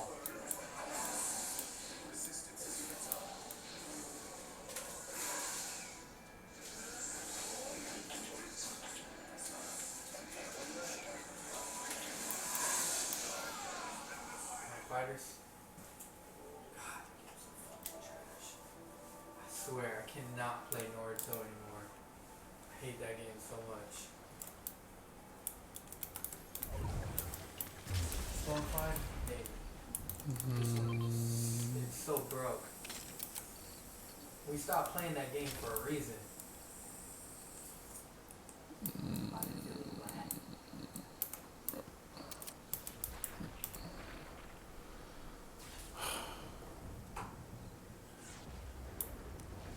The hell? What's that do?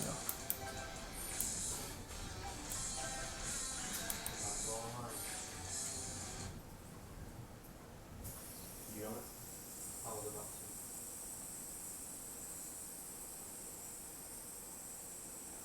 What would be cool if we can both play on teams?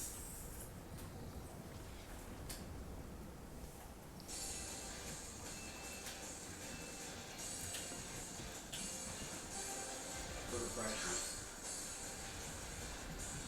Practice. Why? So we can practice training this week. What? Man, this shit's too complicated. I already know how to do it. You say that, but you don't. I learned it. I did it on you. You did one time.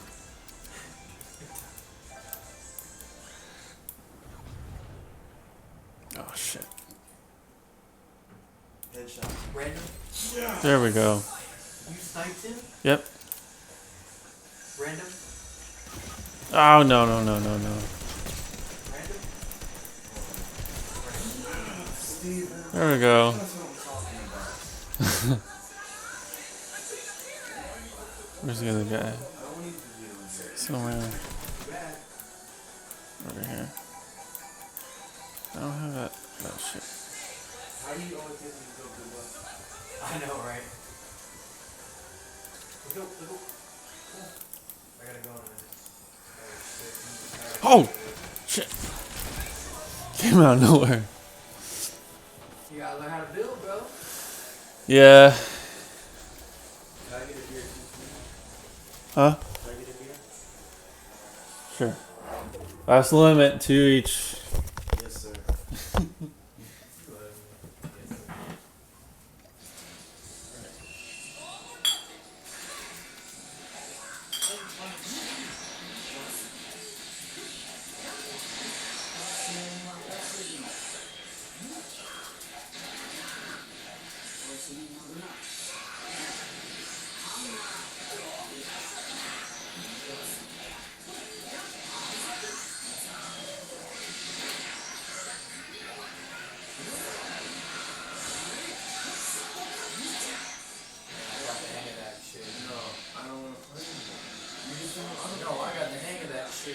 Try to do that little jump shit on me. I can do it too now. Starting to learn it. Oh yeah, every time I play something, I learn from my opponent. I learn not learn you how you fight, but I learn from how you beat me. Thank you, sir. I try to figure out ways that you're beating me and try to get better at it.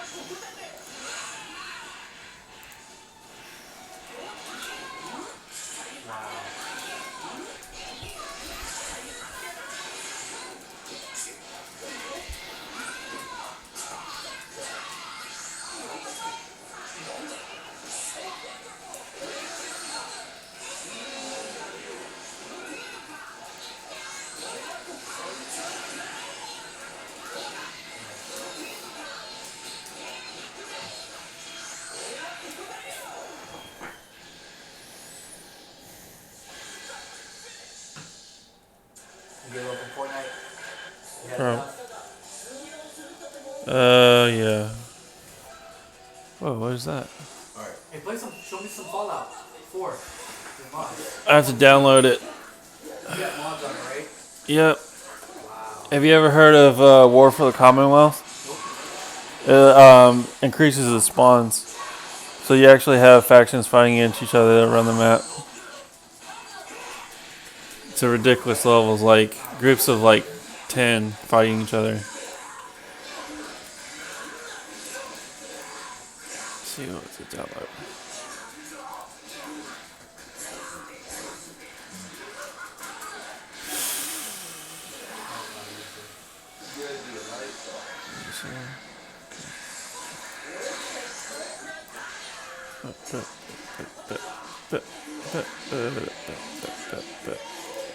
Oh, I have it on VR also. I forgot about that. 95 gigs? Oh. What?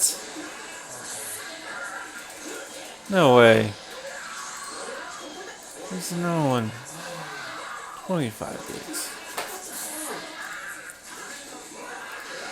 Yeah, it's gonna take a while to move stuff around.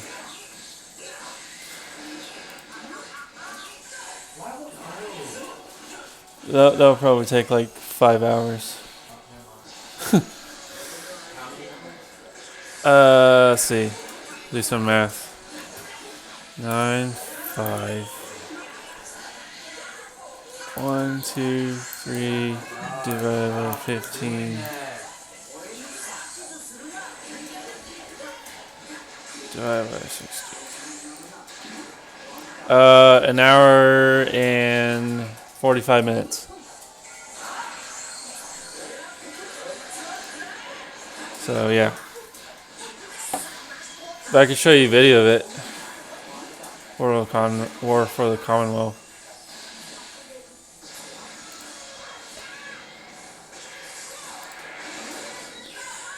Anyway.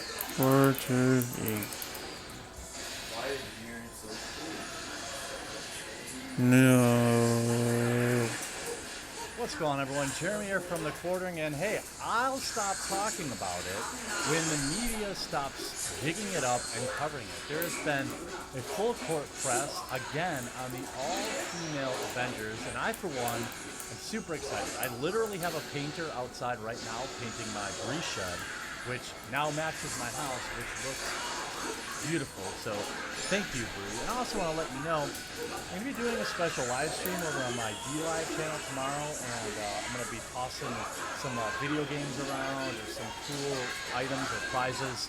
So make sure you follow me at dlive.tv/thequartering. The link will be in the description below. I'll tweet out the time. I'm guessing I'll probably do it around 2 or 3 o'clock tomorrow. So we'll have a little fun with that. So Brie Larson says Marvel women have passionately told Kevin Feige that they want it all movie. Who doesn't? Who doesn't? I mean, I know if I'm like John Q. Public, I love when a movie's entire premise is the fact that it's all male or all female. Remember when The Expendables marketed itself as the all-male action team? That was one of the best marketing. Hey, it worked for Ghostbusters 2016, didn't it? Or Ocean's 8? No, it didn't work for either one of those at all, and in fact, they're widely ridiculed. Oh, okay. Well, let's see what's in store for the all-female event. Long before the women of Marvel Cinematic Universe joined forces for the epic female scene in Avengers Endgame. By the way, I said it before, I'll say it again. My wife is sitting next to me, and she calls Chris Hemsworth Thor like in the real world. She doesn't even like follow the Avengers. If I asked her who Robert Downey Jr. is, she would have no idea. And she said that was the. Oh, thanks, Mystery Fox. Just saying, it's not for all. I mean, it was. I remember watching it, like eye roll, but it was just a clip. Fine, it gets articles written. Anyway, but after uniting in the finale of Endgame, fans have been asking when they'll see the all-female movie hit theaters. Now, Brie Larson, one of Variety's Power of Women honorees, confirms that she, along with Marvel co-stars, have had talks with Marvel Studios president Kevin Feige about making that film a reality.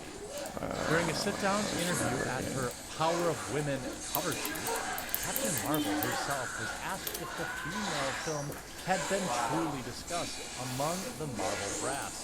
You know what's interesting to me? Why is nobody asking Brie Larson about Captain Marvel 2? This obviously is a film that's going to happen. I mean, you don't make $1 billion and then walk away from the franchise. Now, you might argue that we'll never know what the marketing budget was, and it wouldn't be outside of the realm of possibility that Disney spent $500 million plus marketing it, plus paying Brie Larson and Samuel L. Jackson, and who knows what their actual net was.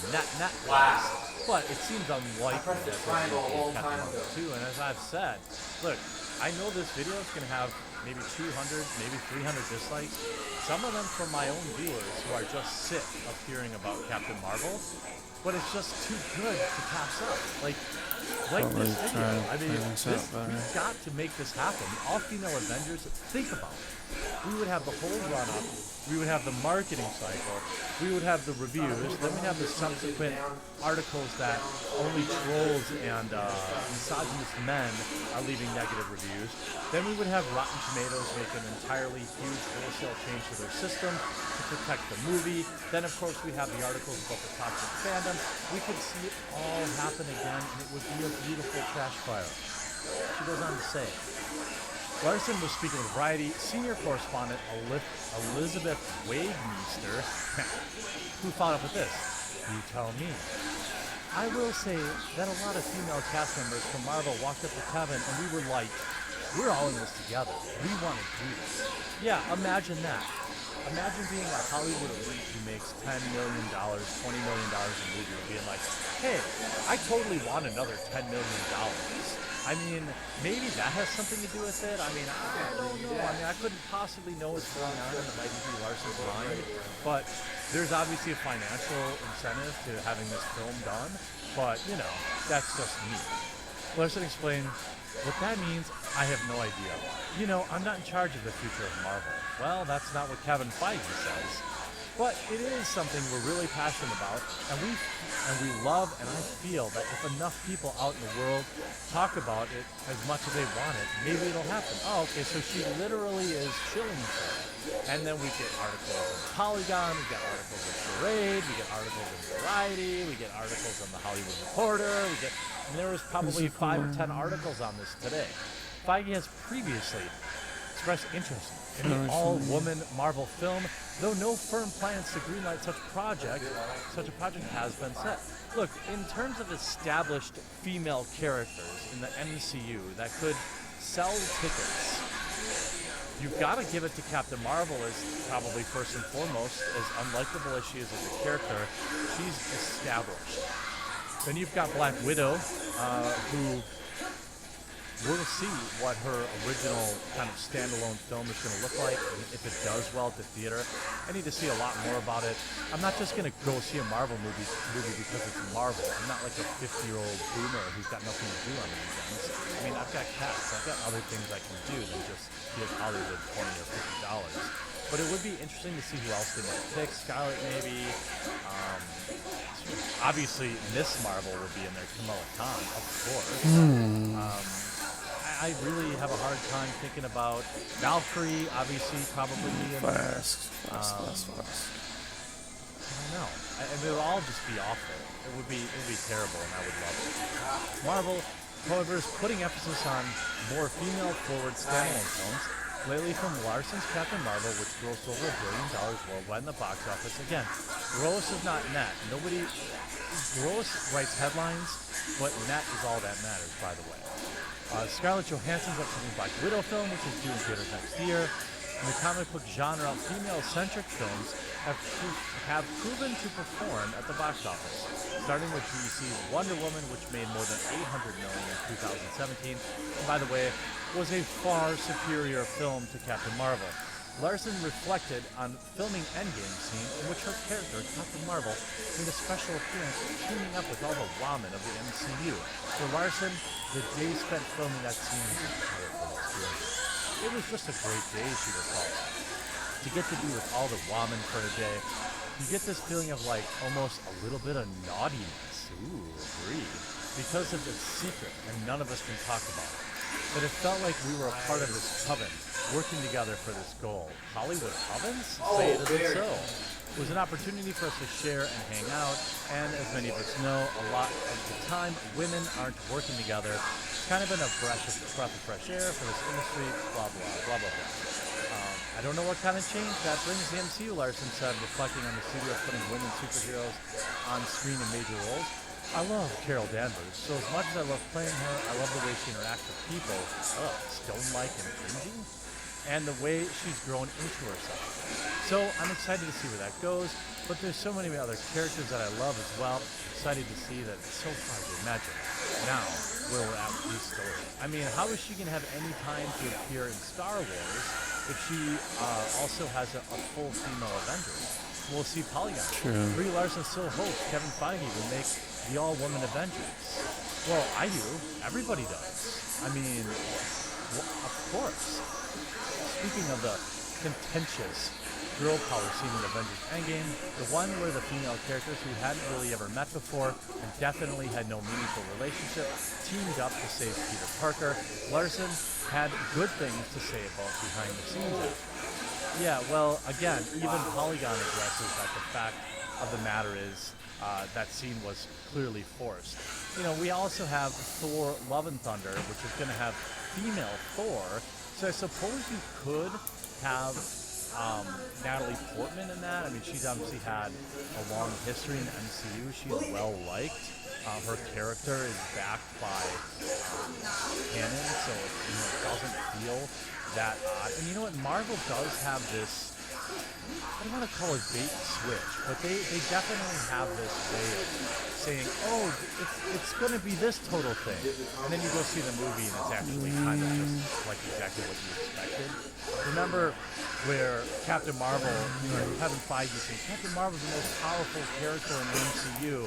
And then all of the run-up, all of the media leading up to Endgame felt like Captain Marvel was going to have a huge part in the movie, and she was like on screen probably less than 5 minutes of an over 3-hour film, including a lot of the girl power stuff that you saw. So you never really know what Marvel's going to put out there. I mean, with Thor: Love and Thunder, you know, the director here, Taika Waititi, he's definitely more of like a kind of a woke director, outwardly woke Hollywood person. Thor has always been good. His previous Thor film was good. I'm not sure I have much interest in this film.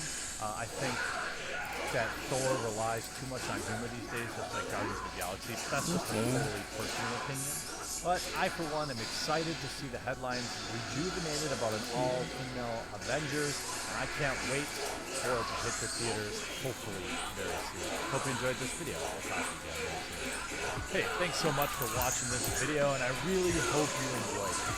Above, you'll find some links to watch more videos, as well as a nice big button to subscribe, which I hope you'll do. If you did enjoy it, make sure before you go that you leave a like and a comment on the video, because you are the #1 reason this channel continues to grow, and I appreciate it.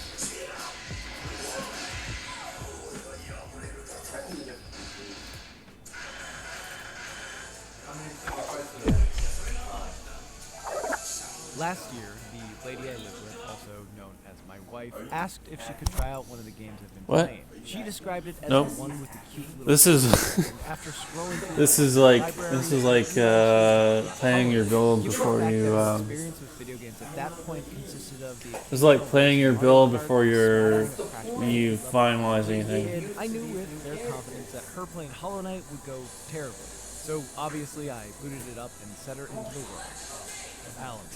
As she played, every moment, regardless of how seemingly insignificant, had a strange sort of intensity to it. For example, in the tutorial there are a set of platforms that the player needs to jump across. The only penalty for falling is a little bit of time, and on my first playthrough I breezed past it and immediately forgot about it. For her, it was intense beyond belief. She wasn't sure what the penalty for falling would be, and she didn't have a full grasp on how to adjust her jump height and distance. Each successful jump felt like a triumph, and after landing, she'd look out at the next platform, searching for the nerve to jump again. Watching her work through this early section and seeing the different ways that she views the game got me thinking a lot about the language and just how much a person's level of video game literacy affects their experience with any given title. I can't really think of a time in my life where I wasn't interested in games, and because of that, there are certain aspects about them that are almost instinctual to me.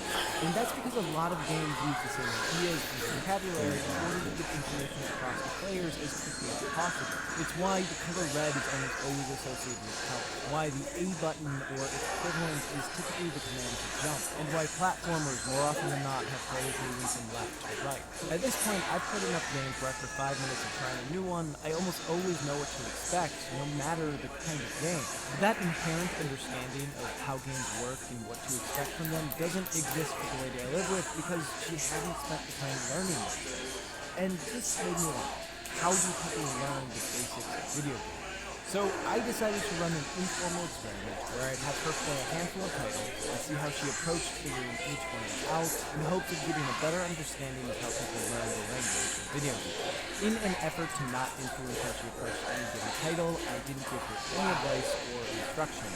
I just watched and observed. I had her play through the early sections of 9 games: Super Mario Brothers, Shovel Knight, Celeste, Portal, Doom, Skyrim, Last of Us, Uncharted 2, and so that I could really test the strength of our marriage, Dark Souls. I picked these titles because A, I felt they would be a solid sampling of 3 major types of games, those being 2D platformers, 3D platformers, and first-person shooters/adventures, while also offering a diverse spread of genres and gameplay mechanics, and B, I like them. So, this is awesome.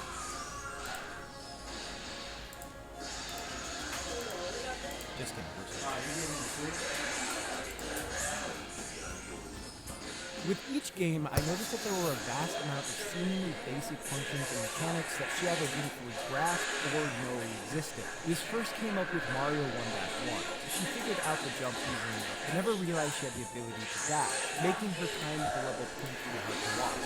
There are no in-game instructions on how to dash, or do anything else really. So players will only learn about it if they read the instruction manual, figure it out through experimentation, or have another person tell them how it works. As she didn't even know it was something she could do, she never figured it out.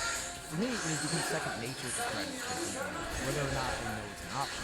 I just assume that we'll even guess the command and probably the button or its equivalent. But I only make that assumption because of fear of being conditioned to make it.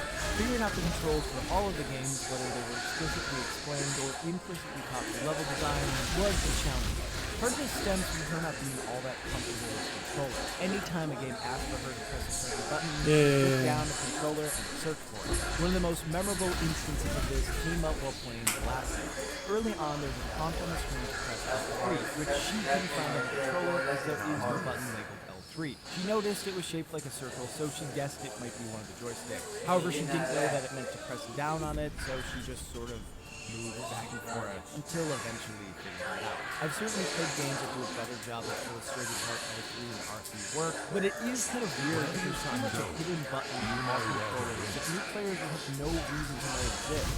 Figuring out the game's control sounds easy, but she essentially not only had to memorize which buttons did what, but also which buttons were where, adding another layer of things to keep track of and making the process a little bit more overwhelming. She typically fared better with games that didn't give too much information to remember. With Dark Souls, after reading 15 or so messages explaining the controls, she said she felt like she was giving too much information too quickly. A lot of things she learned, notably the lock-on feature, she forgot about by the time it would actually be useful. On the other side of things, with Shovel Knight, she struggled to get through a few of the early sections. Does it keep on playing that video? God damn. Abilities or how to use them, but once she did start to figure things out through experimentation, she ended up remembering the core mechanics better because she witnessed firsthand how useful it could be.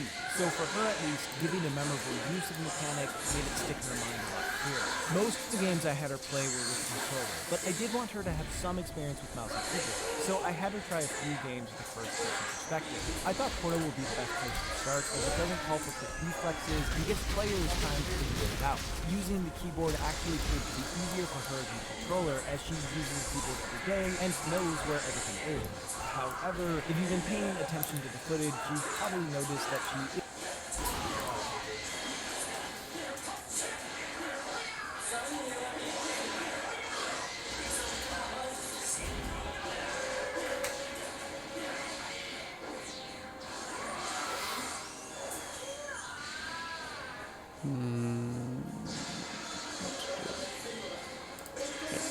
I've wanted to cover this topic for a while now, but Blizzard just wouldn't let me. They would just keep...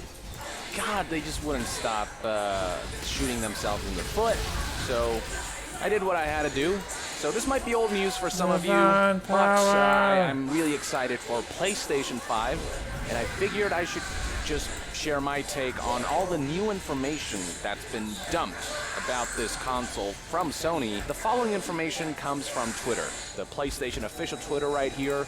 They provided links to the post that was published on October 8th, 2019.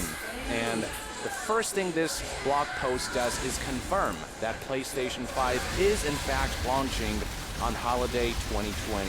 Now, we're not getting an exact release date yet, but I could only surmise that we're gonna get this console October or November, as is traditional with these types of releases, probably November. Now, beyond this release window, there are other details worth noting.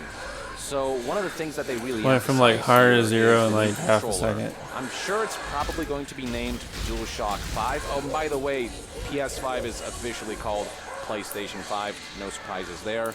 No name for the new controller. I'm assuming DualShock 5.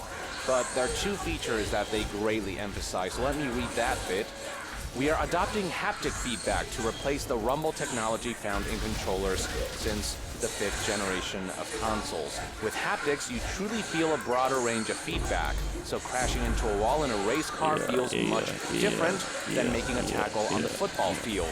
You can even get a sense for a variety of textures when running through fields of grass or plodding through mud.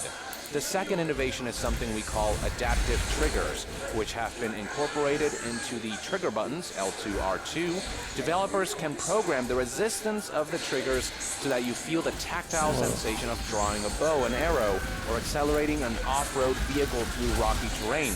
In combination with the haptics, this can produce a powerful experience that better simulates various actions. So I've had first-hand experience with haptic feedback with the HTC Vive. The controllers for that incorporate not only different intensity of vibration, but also like the rate at which the vibrations occur can vary, and just if the developers use that properly, you can really get different sensations. And so there was this one game where you had to like draw a bow and arrow, and the way that haptic feedback adapted to the way you were doing actions in game really made me feel like I was drawing a bow and arrow as I was doing the motion. So I can attest to haptic feedback being something that can be pretty cool and feel really interesting when implemented properly, and then combine that with adaptive triggers that change the amount of pressure you have to apply based on what you're doing in game, and this could be really interesting. So more details on this were provided by news outlet Wired, which got an exclusive deeper look at PlayStation 5 from Sony Interactive Entertainment CEO Jim Ryan and system architect Mark Cerny. Now, they once again reaffirm that PlayStation 5 is coming out holiday 2020, that it is called PlayStation 5. They delve into the hardware a bit, so the CPU is based on AMD's Ryzen line, and the GPU is based on its Navi family, and they're set to be rather powerful from what I'm hearing. I'm not too tech savvy on that front, but everything people are saying about this stuff suggests that this is really good for next-gen consoles, that the hardware is going to be up to par. Though obviously if you spend a lot of money on a super powerful PC, that's always going to be superior, but at the same time, consoles allow for that level of optimization, which makes games potentially run better. The article also delves into ray tracing, which was confirmed last time we got a PS5 info dump. And right here, Mark Cerny does confirm that the ray tracing here doesn't happen at a software level. It does in fact happen at a hardware level in the GPU hardware. So ray tracing, I'm not going to delve deep into that topic because I'm not tech savvy enough to explain it in detail, but basically it's a rendering technique that allows for more realistic lighting and reflections. Even some of the modern high-end graphics cards struggle to run ray tracing with frame rates that are up to par. And so a lot of people had doubts about whether PS5, a console, could achieve ray tracing on a hardware level. I'm not sure how this works. Maybe there's some hardware optimization that allows for PS5 to run ray tracing efficiently. I don't know how they're going to implement it, but they are pushing ray tracing hard here, saying that it is going to be a major aspect of the graphics that we're going to see, and so that should pave the way for a realistic look in lighting. And lighting being a major part of graphics, I think if they can implement this properly, we'll see games look really, really just beautiful compared to last gen. We'll see how it all pans out. That brings us to information about the PS5 solid-state drive, and apparently this is a bigger deal than people think because it changes the way games can be developed. So it reads right here, it's not just the speed that makes the SSD formidable, Mark Cerny says, but the efficiency it offers. Think about the hard drive in a game console spinning like a 5400 RPM vinyl record. For the console to read a piece of information off the drive, it first has to send out the disk head, like a turntable needle, to find it. Each seek, as it's known, may entail only a scant handful of milliseconds, but seeks add up. To minimize them, developers will often duplicate certain game assets in order to form contiguous data blocks, which the drive can read faster. We're talking common stuff here, lamppost, anonymous passerby. But data adds up too. And then Mark Cerny says, if you look at a game like Marvel's Spider-Man, there are some pieces of data duplicated 400 times on the hard drive. The SSD sweeps away the need for all that duping. So not only is its raw read speed dramatically faster than a hard drive, but it saves crucial space. So we're seeing a lot of games take up like 150 gigabytes, 175 gigabytes, whatever it is. And so a lot of people are getting concerned about just how much space these games are taking up. But with SSDs becoming more commonplace and the new kind of development techniques that entails, perhaps there can be a reduction in hard drive space while enhancing graphics and technologies in game development. So that's interesting. Or developers can use that extra hard drive space to implement other stuff. As for how physical games are going to work, quote, physical games for the PS5 will use 100 gigabyte optical discs inserted into an optical drive that doubles as a 4K Blu-ray player. 100 gigabyte may not be enough for some of the higher-end AAA games when we're seeing games that are up to 150 gigabytes, 175 gigabytes. So maybe there's going to be some compression stuff that can take place, and then with the SSDs allowing developers to not have to duplicate assets and save crucial space, maybe that will go a long way in reducing the amount of data that's needed to put a game out there and fit that in a disc. Now, in terms of physical games for PS5, installation is mandatory given the speed difference between the SSD and the optical drive. But the way that works will be different from PS4. It reads right here, according to Mark Cerny, rather than treating games like a big block of data, we're allowing finer-grained access to the data. And what that means is that you can actually install chunks of games rather than installing the whole package. So it reads right here. That could mean the ability to install just a game's multiplayer campaign, leaving the single-player campaign for another time, or just installing the whole thing and then deleting the single-player campaign once you're finished with it. So that allows just for better data management and faster installation. If you aren't interested in single player for Call of Duty, you can just install the multiplayer and delve right into it. So that's really neat. There's been some talk about the home screen and the UI as a whole. So right here, they talk about how the PS4 UI currently doesn't allow you to see what kind of interactions you can have with other people within a game unless you launch a game. With a PS5, you can see all of that information before you even launch a game. It's just more of a seamless experience. So right here it reads, multiplayer game servers will provide the console with a set of joinable activities in real time. Single-player games will provide information like what missions you could do and what rewards you might receive for completing them, and all of those choices will be visible in the UI. As a player, you just jump right into whatever you like. From there, we are taken back to information about the controller, so the adaptive triggers with different pressures based on how that's programmed, and then the haptic feedback a la HTC Vive or other controllers that do that. And I guess Nintendo tried to do that with the Switch, but the vibrations you feel in the Joy-Cons are so weak that it ultimately it doesn't work as well. So I think with the PS5 controller, the sensations from the haptic feedback are going to be much better felt, and so it will make that feature more relevant than it is on the Switch. On the Switch, the haptic feedback, it's kind of forgotten about. And that combined with improved speakers on the controller, so PS4 has speakers but kind of sounds really low quality. Apparently that's going to be improved, and combine that with adaptive triggers and haptic feedback, I think that's going to pave the way for some really cool effects. So it reads right here, an impression from the Wired editor here. I ran a character through a platform level featuring a number of different surfaces, all of which gave distinct and surprisingly immersive tactile experiences.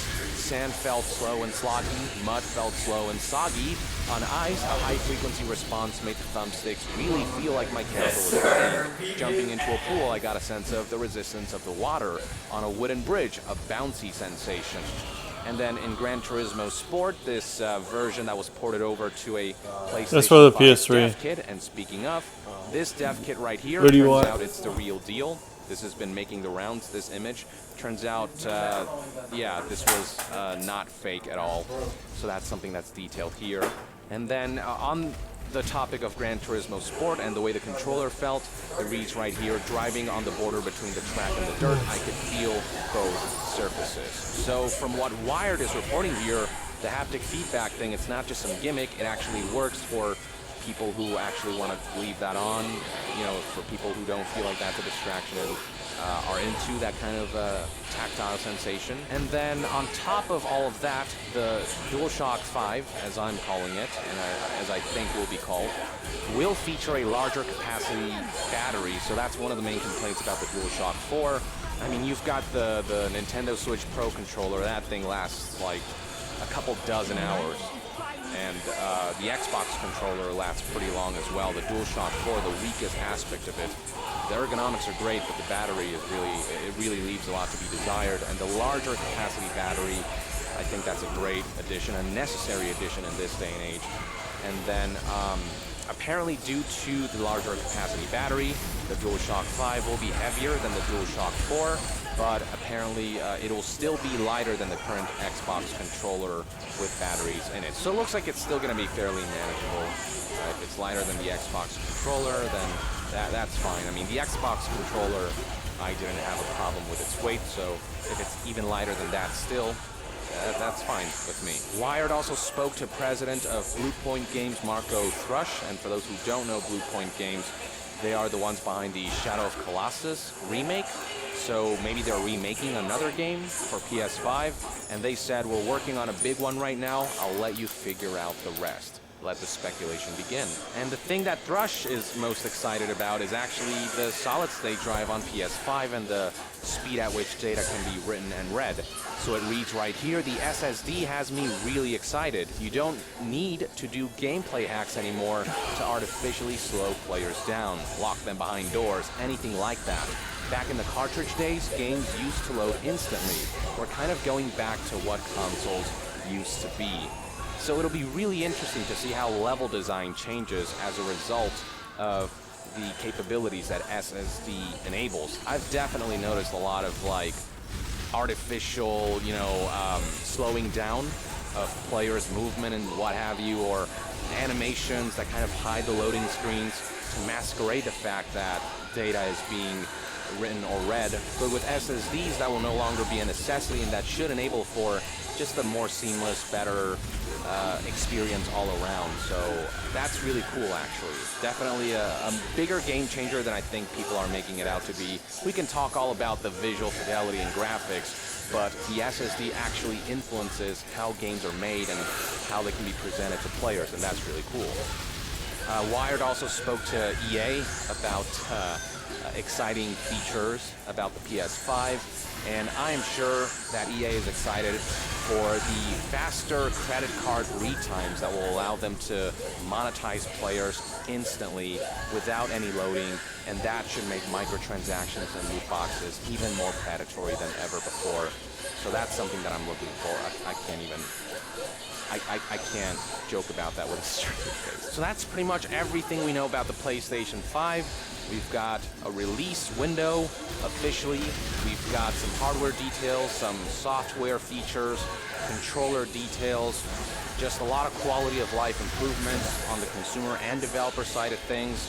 This is shaping up to be pretty awesome, but the most important thing of all for PlayStation 5 will be absolutely the games. All this hardware talk is nice, but really we only care about the kinds of experiences that Sony brings forth for the console, and if they can live up to the PlayStation 4 legacy, which, hosted an incredible array of first-party titles that drew a lot of people to PlayStation 4. If they can match the PlayStation 4, even surpass it in terms of the library of games, then this console could easily win. So that's all I have to say. Thank you for tuning in. Let me know in the comments below what you think about these new PlayStation 5 details, and to be further updated on all things gaming news, reviews, and discussions, stay tuned right here on Young Yeah.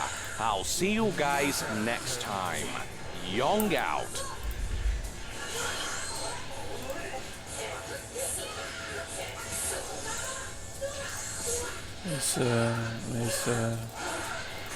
Let's talk about the Blizzard boycott.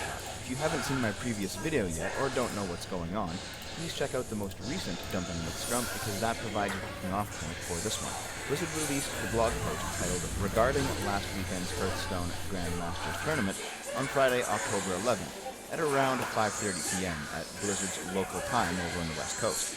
This was after the offices had closed up for the week at Blizzard, and I personally think they released it at this time specifically so that the fallout would occur over the weekend, when everyone was conceivably away from their desks, and they probably just planned to brush it all under the rug by Monday morning. My pal Jeremy over at the Quartering was doing an interview of Mark Kern, an original World of Warcraft developer, when this statement dropped.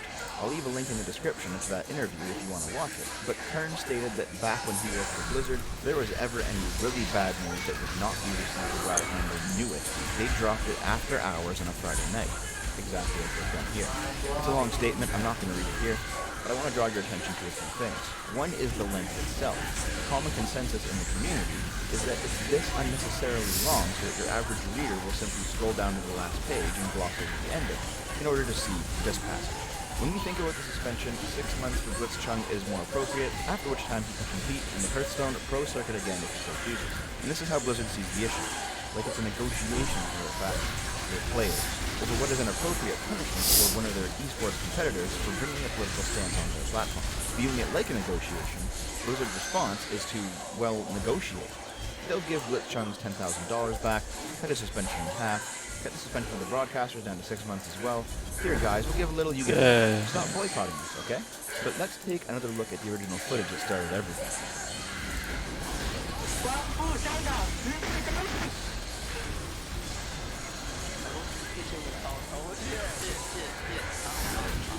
I still have to ask why the original commentators were punished at all. They weren't involved in Blitzchung's decision. They saw the gas mask, figured out what was coming, and hid their heads in embarrassment. Zombie guys, powerful. They say casters have helped the esports viewing experience stay focused on the tournament and our amazing players. And remember that their purpose is to keep the event focused on the tournament. That didn't happen here, and we are setting their suspension to 6 months as well. Well, how could they have stopped Blitzchung? Do they look like they were in any position to do so on the fly? These guys shouldn't be punished at all. But like I said, the statement's long, and its length hides this section tucked away between the middle third diatribe. The views expressed by Blitzchung were not a factor in the decision was made. I want to be clear. Our relationships in China had no influence in our decision. We have these rules to keep the focus on the game and on the tournament to benefit the global audience, and that was the only consideration the actions we took. And to this, I say BS. Absolute BS. And we know this, Blizzard, because when those Western Hearthstone pros held up the Free Hong Kong boycott Blizzard sign during one of the Western tournaments, you refused to punish them, and in fact invited them back to the next round of games. If this had been the opposing viewpoint delivered in the same divisive and deliberate way, you would have felt and acted the same. Why did the official Hearthstone account on Weibo send out a clear message of, "We will respect the honor of China"? If you're supposed to be politically neutral, Blizzard, this is why the Blizzard boycott has ramped up rather than faded away, because the lies are just so transparent. Blizzard is pissing on us and calling it rain. It's not just that, though. Allow me to read this Twitter thread by Bluebell. I have been keeping quiet out of fear, but as an English major and Chinese speaker, I feel like I really need to point this out because I don't know how many people will know enough to explain. The Blizzard post seems like it was written by a Chinese, non-native English speaker. Before I go into this, I want to point out the tone and language is all over the place. Some are more native English phrasing, others seem to be typical Chinese. This makes me think there's some cobbling together here. In Chinese, it's very common to use ellipses and space them out like this. This just doesn't happen in English. And usually, this starts in the first person and uses casual contractions. That's what's happening. Contractions don't exist in Chinese, so using them in formal situations is a common error. On the structure, in Chinese writing, it's difficult to add what an English teacher might call a pocket sentence at the beginning and end of paragraphs. This is conventional and sounds very heavy-handed in English. In the same vein, headers containing incomplete clauses or rhetorical questions before paragraphs are common in Chinese, but function in English. Also, why are the Blizzard parts indented? Doesn't it look like it was copy and pasted? This header, okay, makes it obvious that there are two voices here, whoever wrote this and whoever wrote the indented segment. Copying and pasting Blizzard official statements is even weirder. If there is an official Blizzard statement, why are we getting it in this wrapper? We then get to this long section where the grammatical indicator is apparent, using when we think about instead of thinking, or something else because think isn't really the right word here. It's too personal for a statement, is another Chinese side. In Chinese, verbs don't take on different conjugations, so using when we think about it, which is kind of awkward and unfitting in English, instead of looking back on or considering our, is a red flag. In the same vein, why with regard to instead of regarding? It's not wrong, just weird. Also, in Chinese there are no plurals. no dogs or cats, only dog or cat. See, there is a consequence instead of the native English phrasing, there are consequences. So why is the statement like this? If it's not J. Allen Brack, the president of Blizzard, then who is it? Why a non-native English speaker? Why didn't PR edit this? What's going on? I'll add my own knowledge to this discussion, though it's definitely less than Bluebell's. I used to know some Chinese, although it's been a decade since I've used it, and it's largely faded. I've dated 2 Chinese women and traveled to meet one of their families, and I have a number of friends in various Chinese immigrant social circles, from both Taiwan and China, including 2 roommates throughout several years of university. In my opinion, Bluebell's analysis is spot on. This statement has a lot of the quirks that a native Chinese speaker writing in English as a second language would have. Nothing really grammatically incorrect, just odd. Coupled with the fact that even though the announcement came out at 5:30 p.m. on October 11th, it was actually dated for October 12th. And where was it October 12th at that time? Oh, in China. That everyone thinks that this was, bizarrely, a message posted from China, or for the benefit of China, or with the help and encouragement of China. Theories are abound right now, but they all point to Blizzard choosing to kowtow to China for money. It seems like to me that this is a statement designed to wallpaper over the issue, and offer token concessions to the community because they don't actually intend to change. The Weibo post is still up. The Western protesters are still unpunished. This is Blizzard saying, fine, now take this and shut up. Naturally, the tweet delivering the statement has been ratioed into oblivion. I suspect that the majority of likes are coming from either Blizzard employees attempting to save their job, or radical leftist game journalists who side with China because they're ardent believers in communism and that Western gamers were just entitled racists for thinking that Diablo Immortal looked like a plain pile of garbage. On the plus side, May has actually become an IRL symbol of Hong Kong freedom, with all of that great fan art of her actually appearing in protests now. I do hope this makes Blizzard feel the pinch from their Chinese paymasters, either to censor the game or remove it entirely from the Chinese market. Apparently, the new May figurine was pulled from the Blizzard merch store at around the same time as the first May leaflets were distributed on the ground in Hong Kong. Yeah, they were heavily pushing this thing for months, but where is it? It's gone. Boy, this tweet aged well. And as a quick aside, do those of you considering jumping ship to League of Legends as your new esports game of choice as a form of protest? Yeah, don't.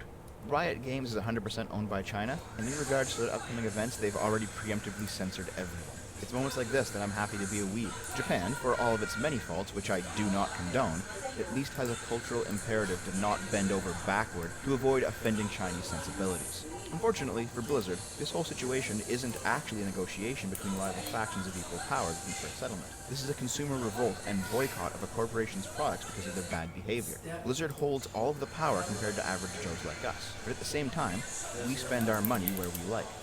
It's not the same dynamic. And in this situation, their attempts to play the middle will only serve to alienate more people. Frankly, Blizzard's got a choice to make. China or the West.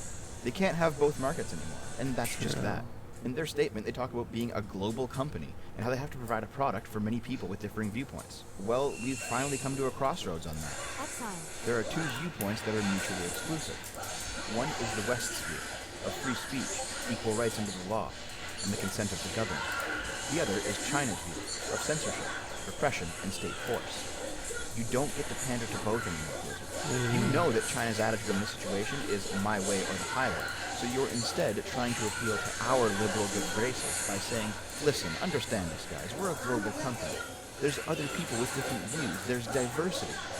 And frankly, we're tired of hearing it. No, Blizz, it's our way or the highway.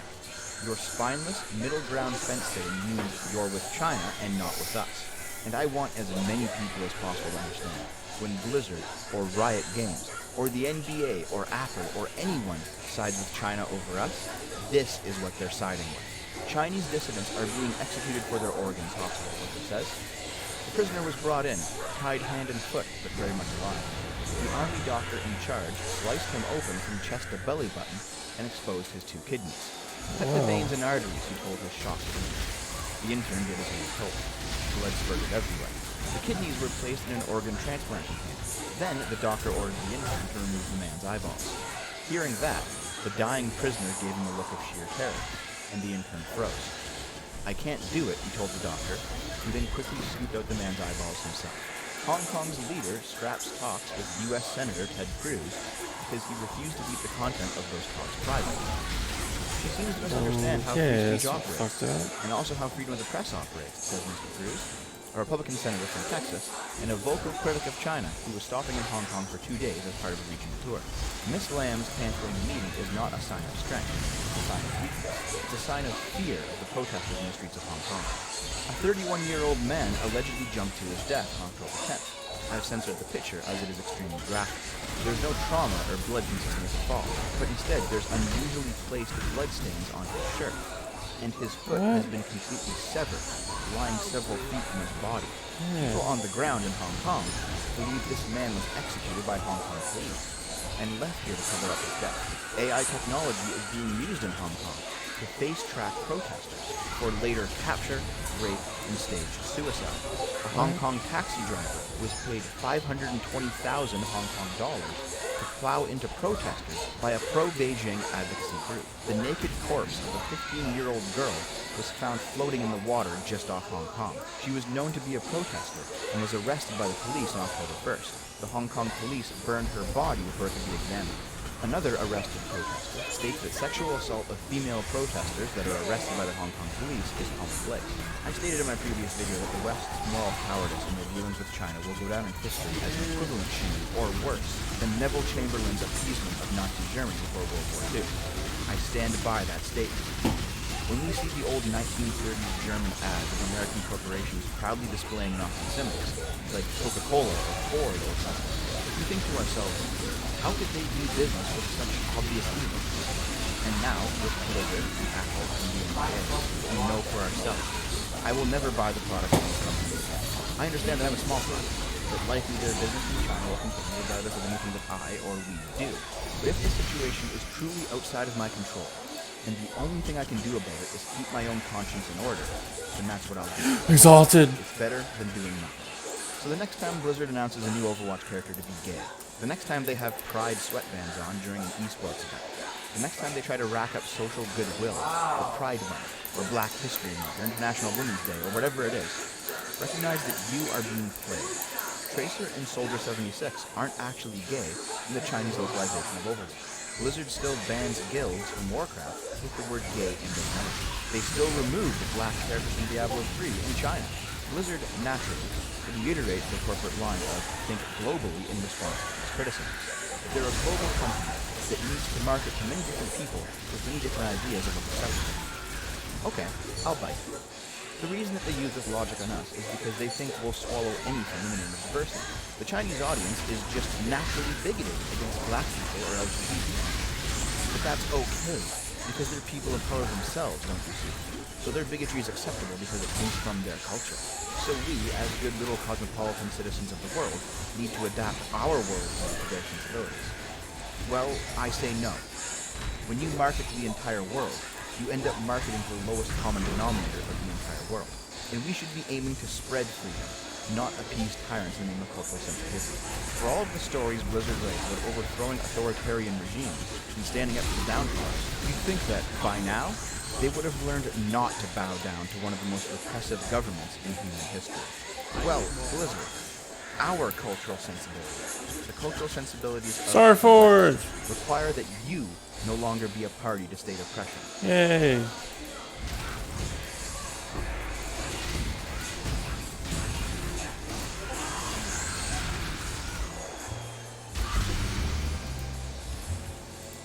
So do you remember when I said that unless something big happened, I would be covering the Canadian election and Canadian news for the next 2 weeks? Yeah. Well, something big happened. Two big things happened, really. We're talking about the first one this time. We're doing 2 recordings of Dumping with Scrum today, but they're not coming out on the same day. The first thing we're going to talk about is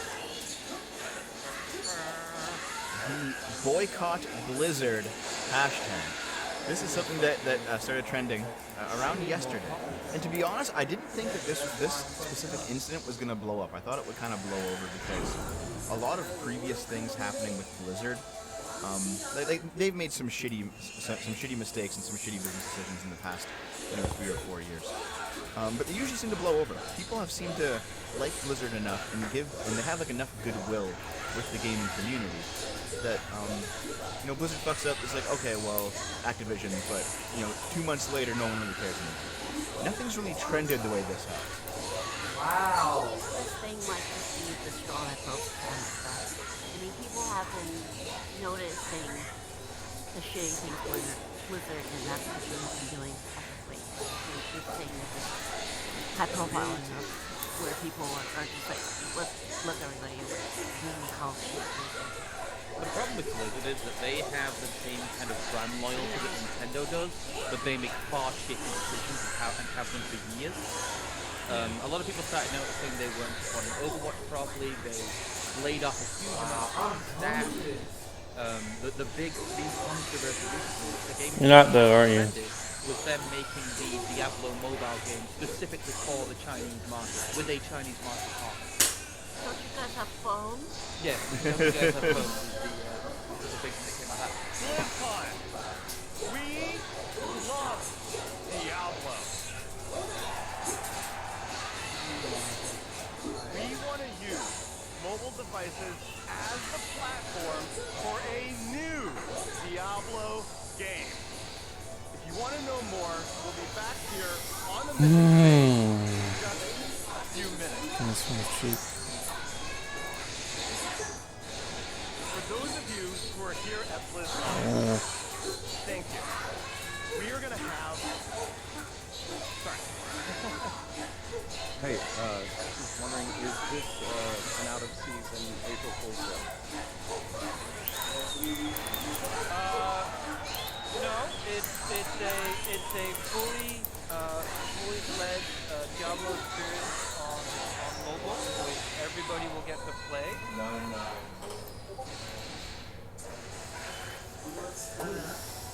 Is there any plan to make playable on PC, or is this strictly mobile? Are there any? Yeah. The current plan is to be on mobile, both Android and iOS. We don't have any plans at the moment to do PC. Yeah, this is fucking trash. You guys all have phones? Yeah, you guys all have phones, right? This is really the precursor to that.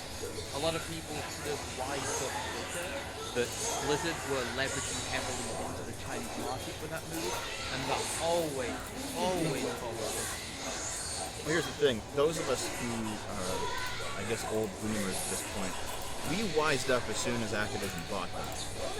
Like that was like, and that was what, 10 years ago or something? There is a huge difference between the Blizzard of, say, Diablo 2 and the Blizzard of me. Yeah. Like I grew up playing Warcraft 2 on my computer. Over the original BattleNet, man. Dave and I would actually play that shit. It was fun. But I really liked the Warcraft universe. I didn't really care so much for StarCraft. I mean, I played that really shit StarCraft 64 port to the N64. It was pretty bad. But I love Warcraft.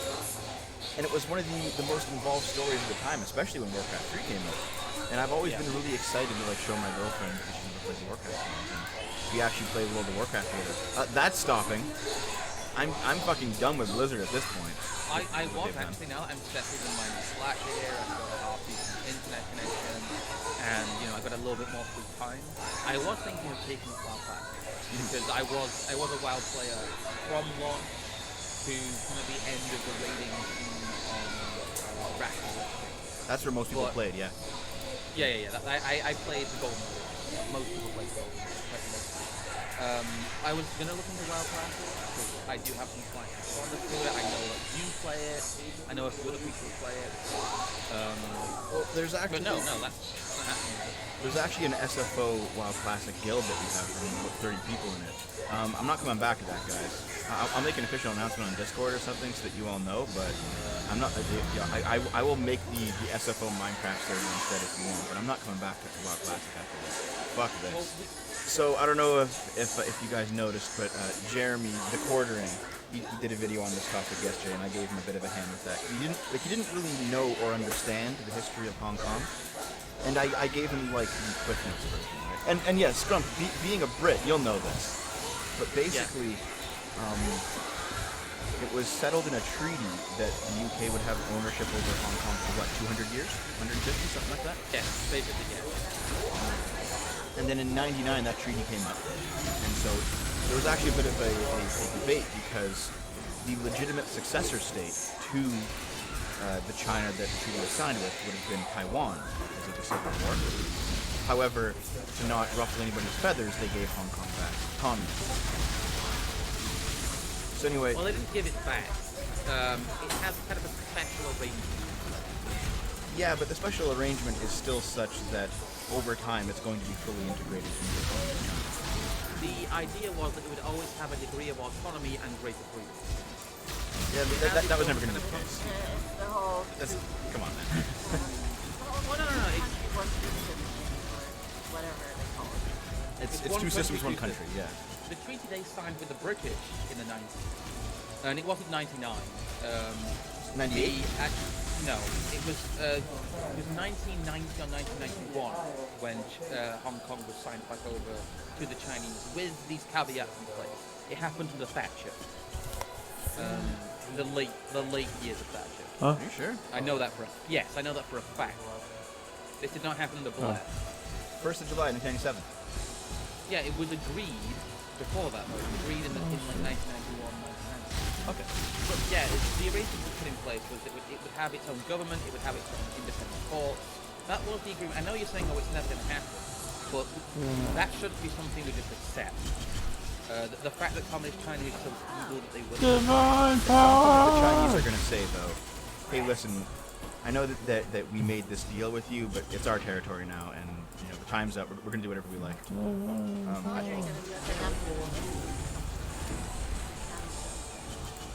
Yeah, probably. Alright, see. Most probably, yeah. See ya. Dude, the things I've said about China already, it's already banned. From what I understand, Hong Kong was always going to be a bit more integrated You watch me with if you China want. as time goes on. That was always the Chinese position, is that they would like kind of claw back a lot of the stuff, a lot of the Western influences, they like to call them, in Hong Kong, and eventually it would just be integrated. Is your build getting better? Yeah, creeping communism. Build? So recently, the past few months, I think there's been this Yeah. rise. I think I can do about 9,500 DPS now. One of the main reasons was an extradition treaty that Hong Kong and China were putting into place, so that you could be extradited from Hong Kong as a Hong Kong citizen. I don't know. That's the thing. You don't really like. You have to ask them like how much. Because it's shown up. It was a bit ridiculous. It's shown 16,000 now. Wow. On your skills right here. And basically, people said this is bullshit. And so now there's been. That's the only way you can really find out. And to be completely honest, in terms of the wider scale of this thing, I think it ends with a bunch of Hong Kong people dead. Because China's not going to tolerate it, and the West isn't going to help it, even though we should. No, the one guy that you said you're modeling your builds after. Oh, 20 million. Damn. Yeah, so I got a ways to go.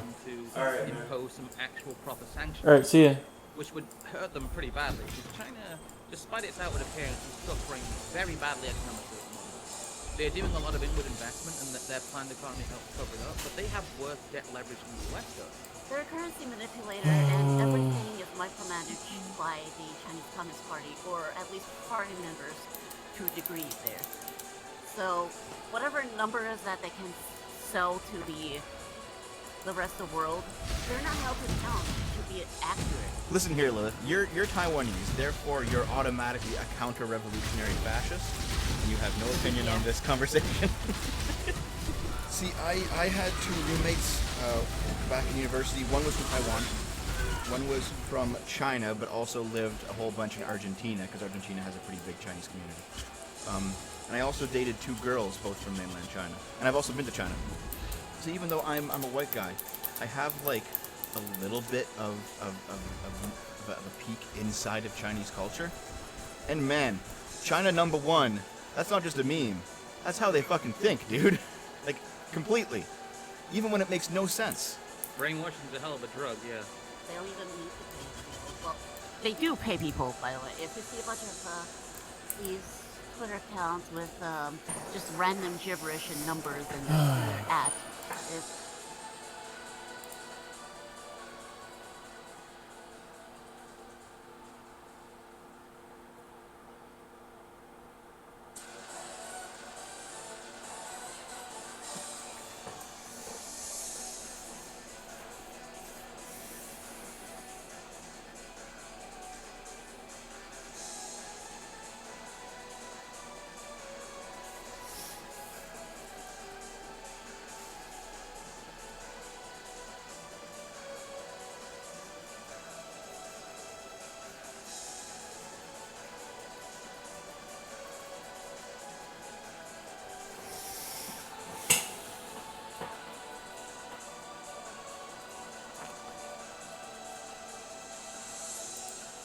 Portland.